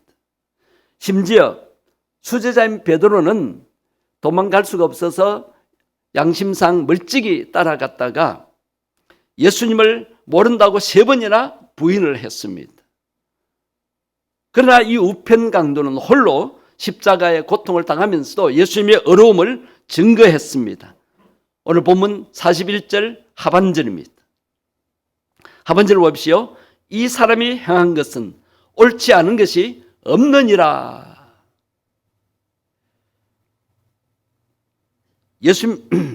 예수님을 구세주로 메시아로 믿었기 때문에 예수님이 행하신 말씀, 행하신 모든 일들은 어려운 일이라는 것이었습니다. 그래서 예수님께서도 이 강도를 의인으로 증거해 주셨습니다. 네 번째, 이 강도는 천국 소망을 가졌습니다. 이처럼 죽음을 앞둔 극한의 고통 중에는 자포자기하는 것이 십상입니다. 그러나 그는 천국 소망을 가졌습니다. 오늘 보면 42절을 보십시오. 예수여 당신의 나라에 임하실 때 천국이 있음을 믿었습니다.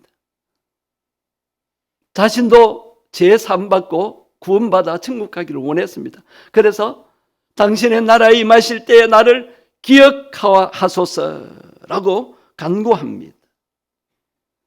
예수님에게서 천국과 영생에 관한 가르침을 누누이 들었음에도 제자들은 믿음을 지키지 못했습니다.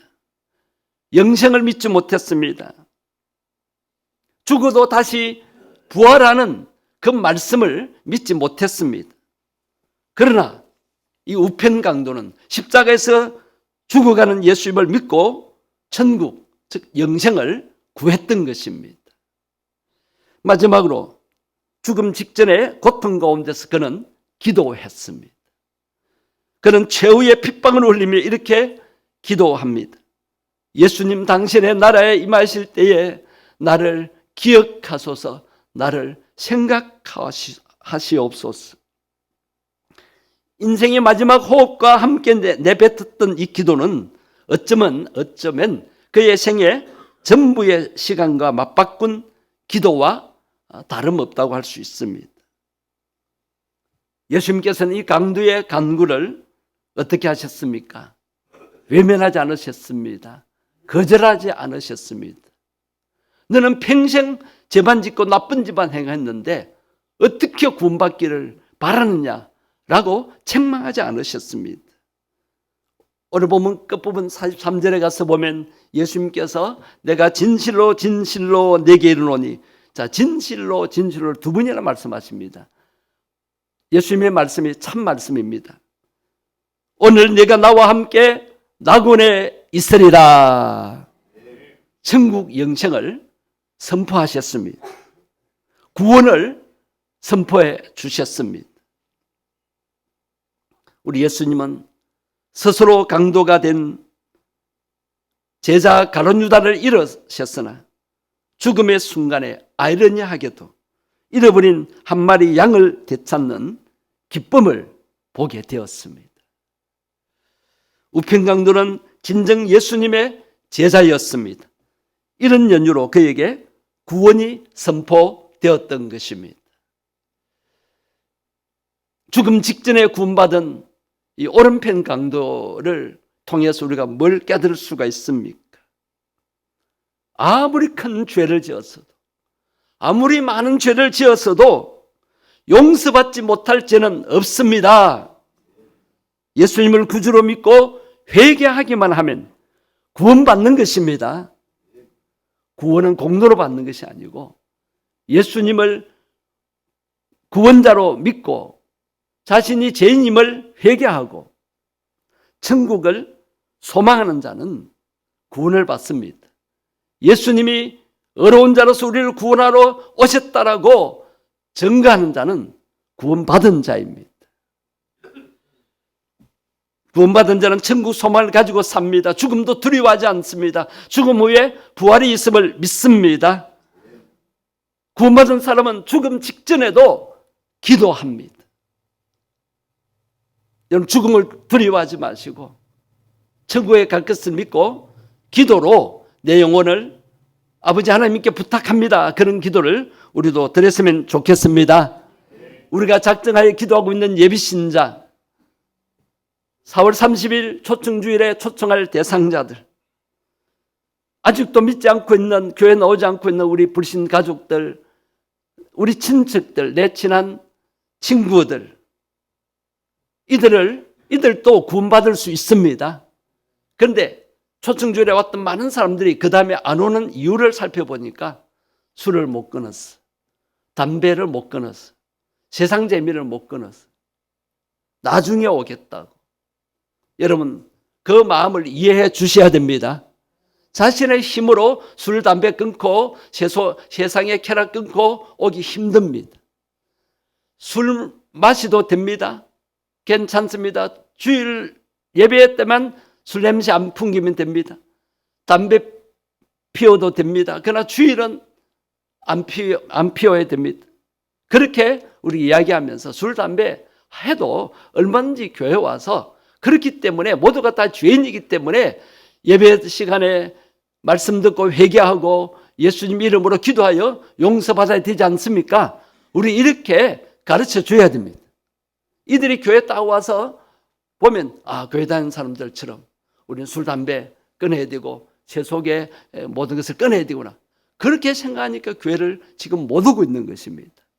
여러분, 우편강도가 구원받은 것을 보시고 누구든지 교회 와서 구원받을 수 있다는 것을 먼저 우리가 알고 이 메시지를 전할 수 있어야 되겠습니다.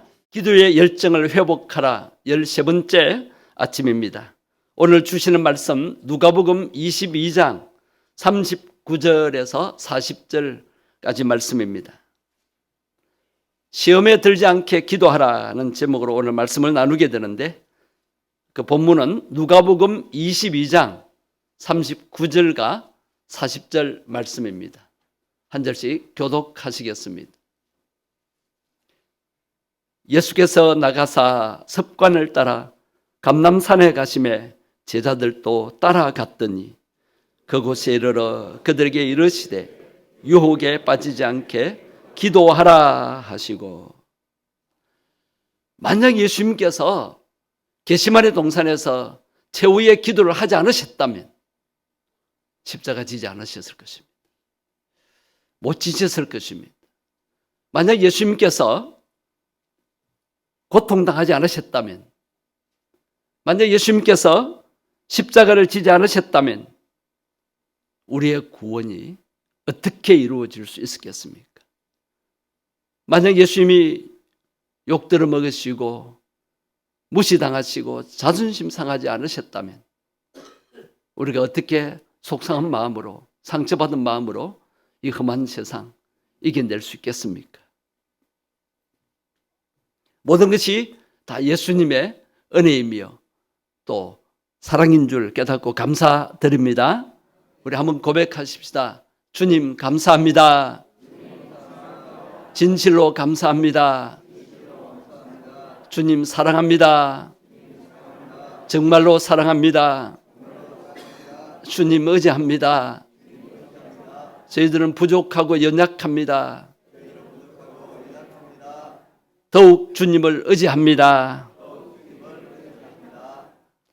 예수님께서 십자가를 지시기 전날에 베드로에게 말씀하셨습니다. 누가복음 22장 오늘 본문 앞에 31절입니다. 뭐라고 말씀하십니까? 시몬아 시몬아. 자, 계명되기 전에 옛날 이름을 부르십니다. 아주 친근한 그런 마음이죠. 시몬아 시몬아 보라 사탄이 너희를 밀가부르듯 하려고 요구하였다. 여기서 밀가부르듯 한다는 뜻은 밀을 타작할 때 키에 올려서 흔듭니다. 밀을 키질하듯이 흔들어 댄다는 것입니다.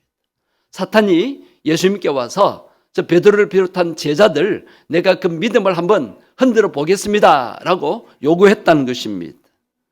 사탄은 제자들의 믿음이 진정인지 아닌지 그리고 바로 이 십자가의 길에서 한번 흔들어 보겠다고 예수님께 요청을 한 것입니다.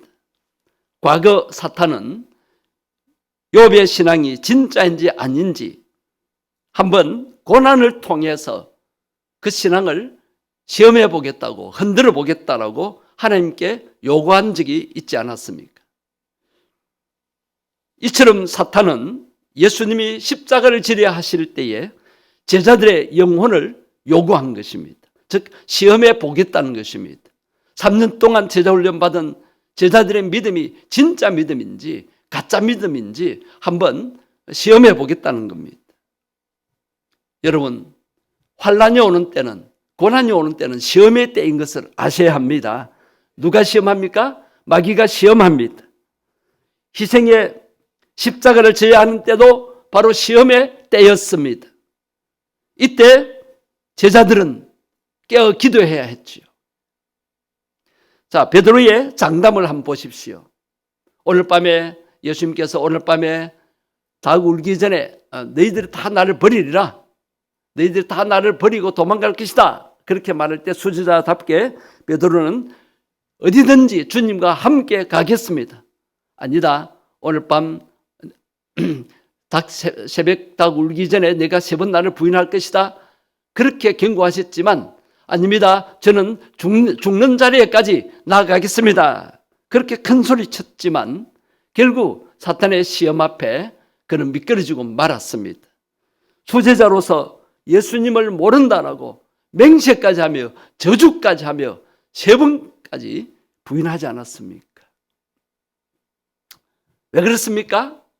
베드로가 시험을 이기지 못해서 그렇습니다. 자기 마음은 정말 무엇도 이겨낼 수 있을 것 같았습니다. 그러나 사탄 마귀가 시험할 때는 자신도 모르게 거기에 넘어가게 되는 것입니다. 그래서 우리는 시험을 당할 때 시험을 이기려면 깨어 기도해야 합니다. 그 말씀이 오늘 본문 40절 말씀입니다. 40절 다시 한번 보시겠습니다. 그곳에 이르러 그들에게 유혹에 빠지지 않게 기도하라. 유혹에 빠지지 않게 무엇하라? 기도하라. 오늘 본문 뒤 46절에 가서도 예수님께서 제자들에게 책망 비슷한 말씀을 하십니다. 제자들 멀찍이 이제 떼어놓고 예수님은 깊이 들어가셔서 깨어 기도하라. 내가 심히 고민하여 죽게 되었으니 나와 함께 깨어 기도해달라고 기도를 요청하셨습니다. 합심기도, 동참기도를 원하셨습니다. 그런데 46절에 가서 보십시오. 예수님이 기도하시다가 제자들이 있는 곳에 와보니까 제자들이 어떻게 하고 있었습니까? 졸고 있었습니다. 잠자고 있었습니다. 예수님께서 말씀하십니다. 어찌하여 자느냐? 지금 잠잘 때냐? 시험에 들지 않게 일어나 기도하라. 시험에 들지 않게 깨어 기도하라고 권면의 말씀을 하십니다. 이렇게 예수님은 2번씩이나 제자들에게 말씀하셨습니다. 그런데도 그들은 기도하지 않았습니다. 결국 그들은 실패하고 말았습니다. 물론 육신이 피곤해서 그렇지만은 결국 사탄의 시험에 빠져든 것입니다. 그러나 예수님은 그날 밤에 사탄의 방해를 이겨내시고 간절히 하나님 앞에 기도하셨습니다. 육체적인 고통이 너무 심해서 또 사탄이 시험하니까 할만하시거든 이 고난의 잔 지나가게 하소서, 이 십자가의 죽음 당하지 않게 하옵소서, 뼈가 상하고 온몸에 생명의 피를 흘리는 이 고통, 이 죽음을 당하지 않게 하옵소서라고 기도했지만 결국 주의 뜻대로 아버지의 원대로 하시옵소서 하나님의 뜻대로 기도를 드리게 되신 것입니다. 예수님께서는 그 기도의 힘으로 모든 시험을 이기고 승리하셨습니다. 우리도 기도하지 않으면 결코 시험 때에 이길 수 없음을 깨달아야 합니다. 뻔히 시험인 줄 알면서도 넘어집니다. 기도의 자리에서 졸았다가 시험에 들었던 베드로는 나중에 그의 서신 베드로전서 5장 8절에 이렇게 권면했습니다. 근신하라 깨어라, 너희 대적 마귀가 우는 사자같이 두루다니며 삼킬 자를 찾나니. 우리가 근신하여 깨어 기도하는 것 외에는 마귀를 이기는 승리의 방법이 없다는 권면의 말씀입니다. 누군가가 시험의 때를 당하고 있다면 대신 기도해 줘야 합니다. 시험에 든 사람은 기도를 못하게 돼요. 그래서 깨어있는 우리가 기도해야 합니다. 새벽마다 다른 성도들은 다 잠자고 있지만 기도의 용사들은, 우리 중직자들은 깨어 기도할 수 있어야 됩니다. 본교회 못 오시면 집 옆에 가까운 교회로도 가시고 아니면 여러분 가정에서 기도의 골방을 만드셔서 기도하는 시간을 확보해야 합니다. 우리는 남을 위한 중보 기도를 해야 합니다. 이 중보 기도라 그럴 때 논란이 많습니다.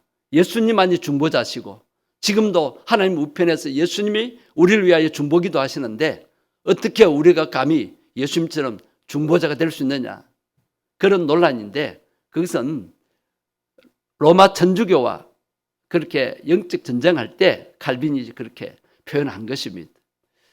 우리는 예수님처럼 중보자가 아닙니다. 그러나 사전적인 의미로 중보 기도는 남을 위한 기도입니다. 이 중보 기도가 이제 잘못된 거다 그러면서 도고 기도로 바꿔야 된다, 대신 기도로 바꿔야 한다, 뭐 그런 논란이 있지만 다른 말은 다 이해가 잘 안 됩니다. 남을 위한 기도, 우리는 중보 기도 해야 하는 것입니다.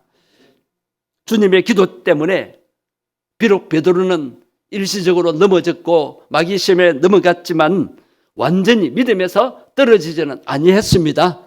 가룟 유다처럼 그가 자살하거나 그가 낙심해서 주님을 떠나지는 않았습니다. 어떻게 해서 베드로가 다시 회복될 수 있었습니까? 예수님의 중보기도 때문입니다. 오늘 본문 앞부분 32절을 다시 한번 보시겠습니다. 32절. 그러나 내가 너를 위하여 내 믿음이 떨어지지 않기를 기도하였노니 너는 돌이킨 후에 내 형제를 굳게 하라. 예수님의 이 중보기도 때문에 베드로가 회복된 것입니다. 그리고 나중에 능력 있는 사도로서 그렇게 사역을 했고 또 베드로 전후서를 기록하면서 형제들의 믿음을 굳게 하는 그런 권면의 성경을 기록하게 된 것입니다. 오늘날 또 사탄이 성도들을 믿음에서 떨어지도록 하기 위해서 밀가부르듯이 붙들며 흔들며 시험합니다. 여러분, 사탄이 흔드는 그 시험에 넘어가지 마시기를 바랍니다. 우리를 밀가부르듯이 그 키에다 올려놓고 막 흔들어 댑니다. 여러분, 흔들지 않는 믿음 굳게 가지게 되기를 바랍니다. 어떻게 흔들립니까? 예수 믿었는데도 사업이 잘 안 된다는 이유로 어떤 분들은 끊었던 술을 마시고 또 담배를 다시 시작하게 됩니다. 불안하고 초조하고 스트레스가 많다는 이유로 나쁜 행동으로 마음을 달래기도 합니다. 매일 염려와 근심의 노예가 되어서 불평하며 짜증을 내도록 만듭니다. 그 결과 다툼과 상처로 가득한 인생을 살게 되고 불만과 분노로 가득 차서 자신과 가정을 파괴하는 인생이 되게 합니다. 이것이 다 사탄의 시험인 줄 아시고 사탄의 이 시험에서 우리는 이겨낼 수 있어야 되겠습니다. 무엇으로 이겨내야 되겠습니까? 기도로 이겨내야 합니다. 사탄의 표적이 되지 마시기를 바랍니다. 반드시 우리에게는 시험이 있습니다. 그러나 기도로 이겨낼 수가 있습니다. 예수님처럼 우리가 기도하면, 우리가 다른 사람을 위해서 중보기도 하면 그 사람은 잠시 넘어져도 베드로처럼 믿음에서는 떨어지지 않게 되고 언젠가는 다시 돌아오게 되고 회복하게 됩니다. 기도가 살아있다면 반드시 주님의 은혜가 흐르게 되어 있습니다.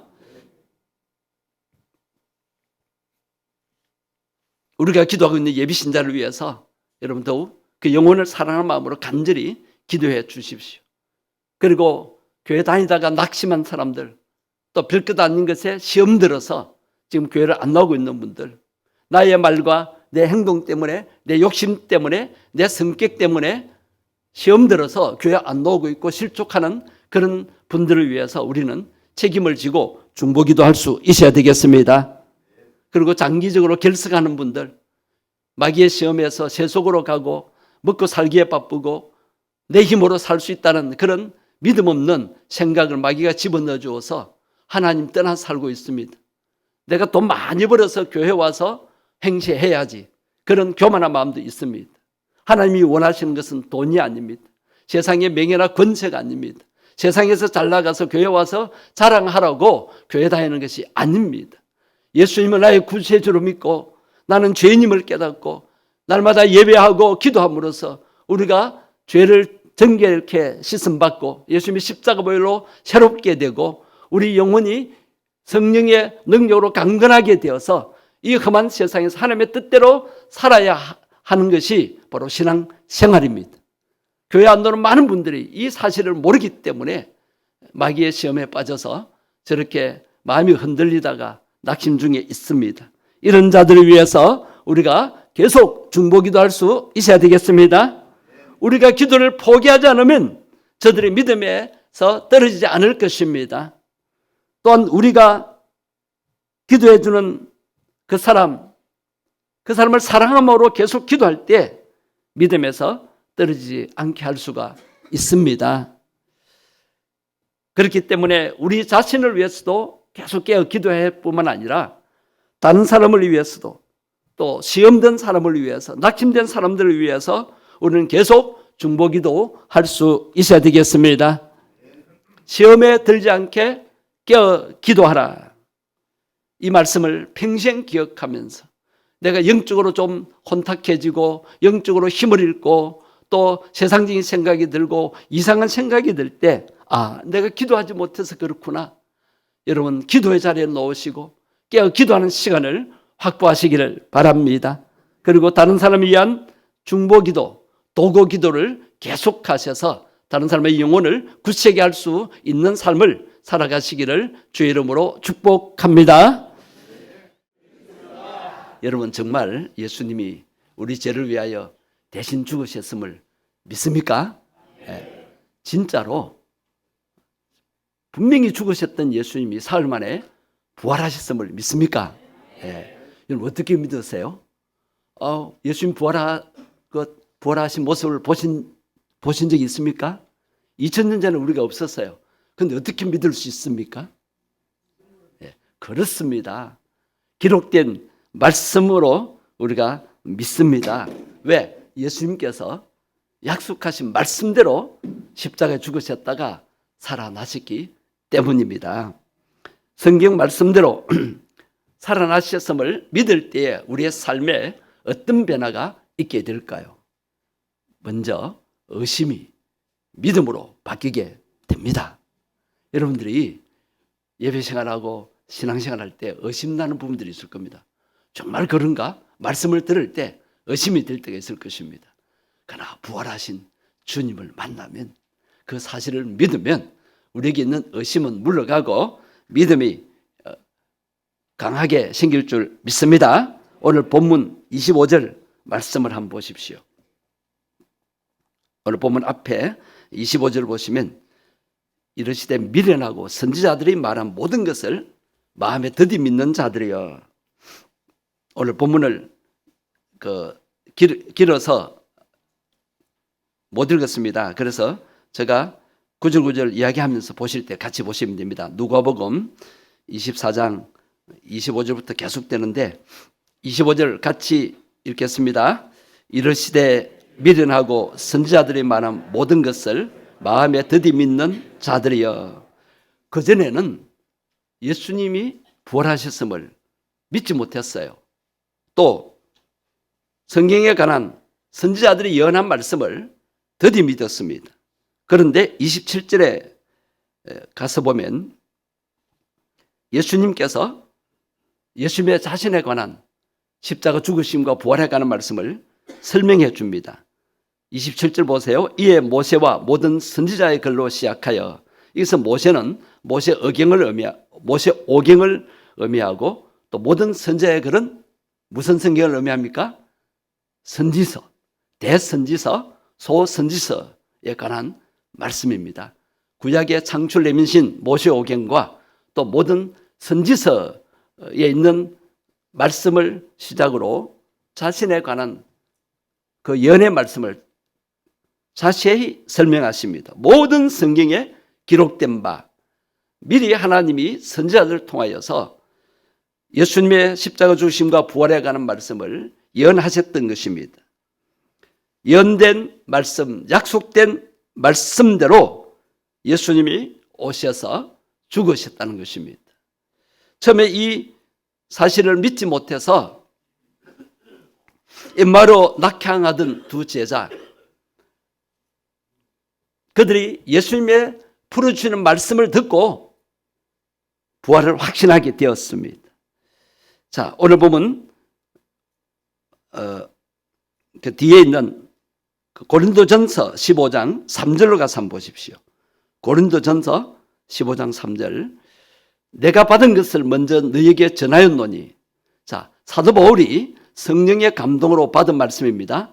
이는 성경대로 그리스도께서 우리 죄를 위하여 죽으시고 장사 지낸 바 되셨다가 성경대로 사흘 만에 다시 살아나셨다.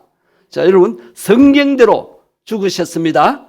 예언의 말씀대로, 성경에 기록된 예언의 말씀대로 예수님이 사흘 만에 다시 살아나셨습니다.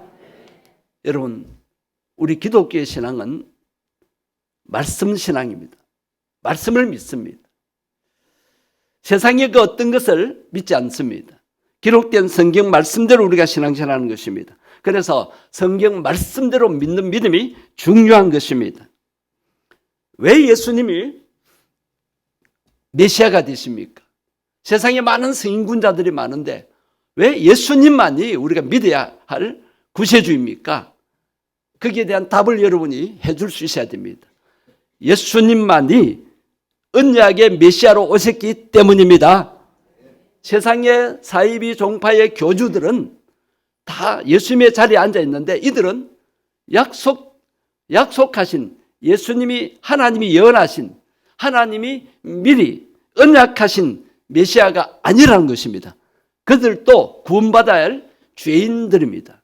그런데 내가 예수다, 내가 보혜사 성령이다, 그런 말을 할 때 어떻게 믿고 따르는지 모르겠어요. 미혹의 영이 역사하기 때문입니다. 여러분, 성령의 영의 역사하심을 체험하면서 그런 사이비 이단에 빠지지 않게 되기를 바랍니다. 우리도 성경 말씀대로 예수님이 죽으시고 부활하신 사실을 끝까지 믿을 수 있어야 됩니다. 믿음이 흔들리면 안 됩니다. 한번 따라합니다. 말씀이 능력이다. 자, 두 번째로 부활하신 예수님이 믿어지면 영적인 눈이 밝아집니다. 오늘 보면 31절을 보십시오. 그들의 눈이 어떻게 되어서 밝아져서 부활하신 예수님인 줄 알아보았다 했어요.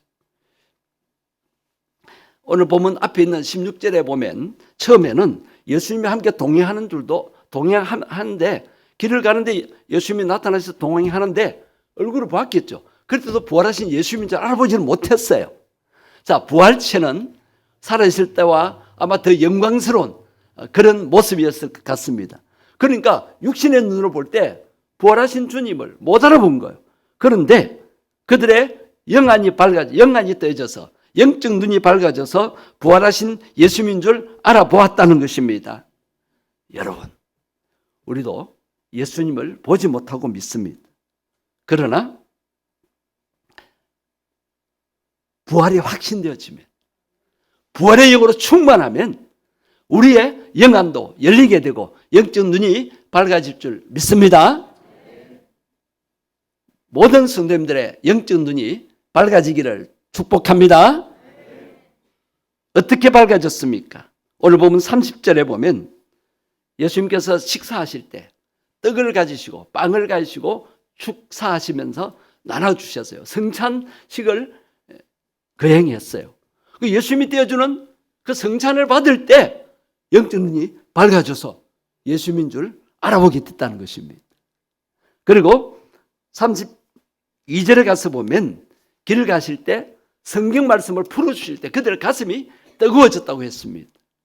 여러분, 우리가 성경 말씀을 들을 때, 설교 말씀을 듣든 성경 공부로 듣든 그 말씀이 깨달아지고 믿어질 때 가슴이 뜨거워져야 됩니다. 예배 시간마다 이런 감격, 이런 뜨거움이 있게 되기를 바랍니다. 그럴 때 우리의 영안도 밝아지게 되는 것입니다. 육신의 눈으로 보이는 가면이 세상이 아닙니다. 보지 못하는 영적 세계가 무궁무진합니다. 영적 세계를 우리는 날마다 경험하며 살아갈 수 있게 되기를 바랍니다. 마지막으로 부활하신 예수님을 믿을 때에 행동이 바뀌기 시작합니다. 행동이 바뀝니다. 33절 말씀 보십시오. 33절 말씀 보시면 그 시로 일어나서 제자들이 그때가 언제입니까? 저녁을 먹고 이제 소화가 되기 시작하면 하루 종일 걸어왔잖아요. 예루살렘에서 얼마나 걸어왔겠어요. 노곤합니다. 피곤합니다. 아마 배가 불러서 이제 눈이 감기고 아이고 쉬고 싶다. 그런 상태였는데 그들은 부활하신 예수님을 만났기 때문에 그대로 앉아 있을 수, 또 누워 있을 수 없었습니다. 그 시로 일어나서 예루살렘으로 돌아갑니다. 예루살렘을 떠났던 그들이 예루살렘으로 돌아갑니다. 여러분, 세상으로 떠났던 자들이 교회로 오게 되는 것은 영의 눈이 열려져서 부활하신 예수님을 만나는 경험이 있으면 돌아오게 됩니다. 예루살렘으로 돌아가서 아마 다락방에 갔을 것 같아요. 다락방에 가보니까 11제자와 다른 제자들이 모여서 이야기를 하고 있는 거예요. 그들의 이야기가 뭐냐면 주께서 과연 살아나셨다. 시몬 베드로에게도 보이셨다. 그 이야기를 들을 때 엠마오로 가던 두 제자도 더욱 확신을 하게 되었고 그들의 경험을 이야기했을 것입니다. 우리도 만났다. 우리도 처음에는 몰랐는데 예수님이 떡을 떼어주시고 말씀을 풀어주실 때 우리 가슴이 뜨거워졌고 영의 눈이 열려서 부활하신 주님을 만나게 되었다. 그리고 고백을 하게 되는 것입니다. 그 모인 자리에 사람들이 어떤 말로 대화가 바뀌었습니까?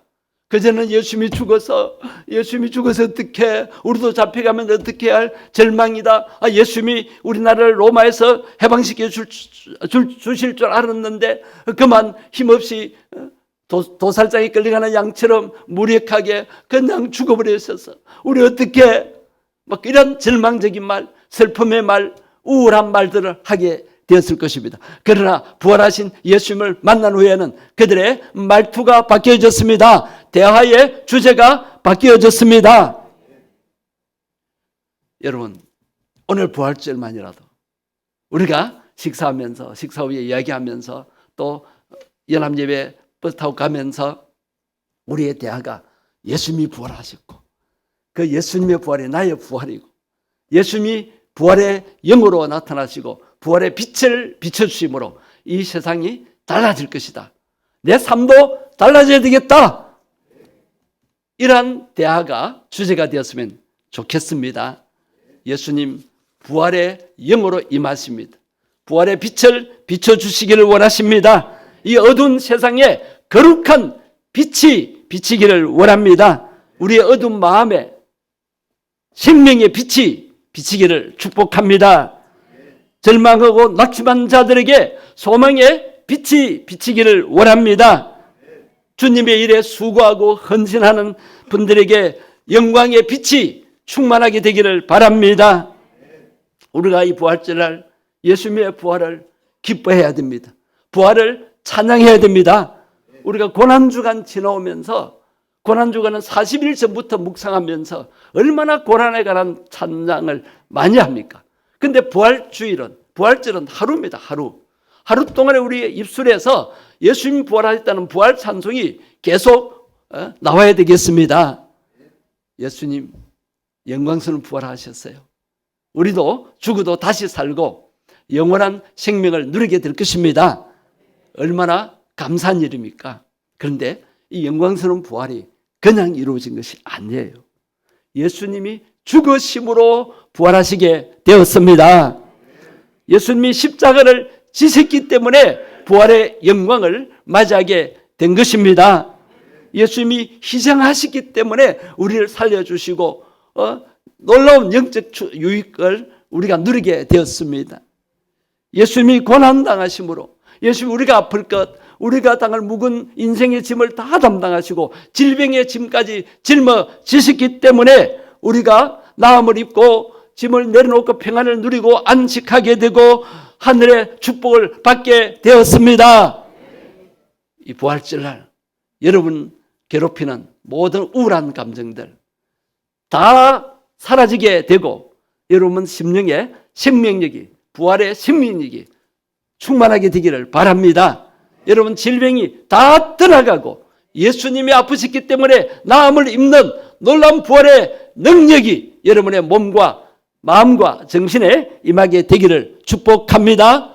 여러분의 삶이 힘들고 우울하고 절망적이고 낙심되는 그런 모든 삶의 환경이 부활하신 예수님의 생명력으로 새롭게 회복되고 새롭게 변화되어질 것을 주의 이름으로 축복합니다.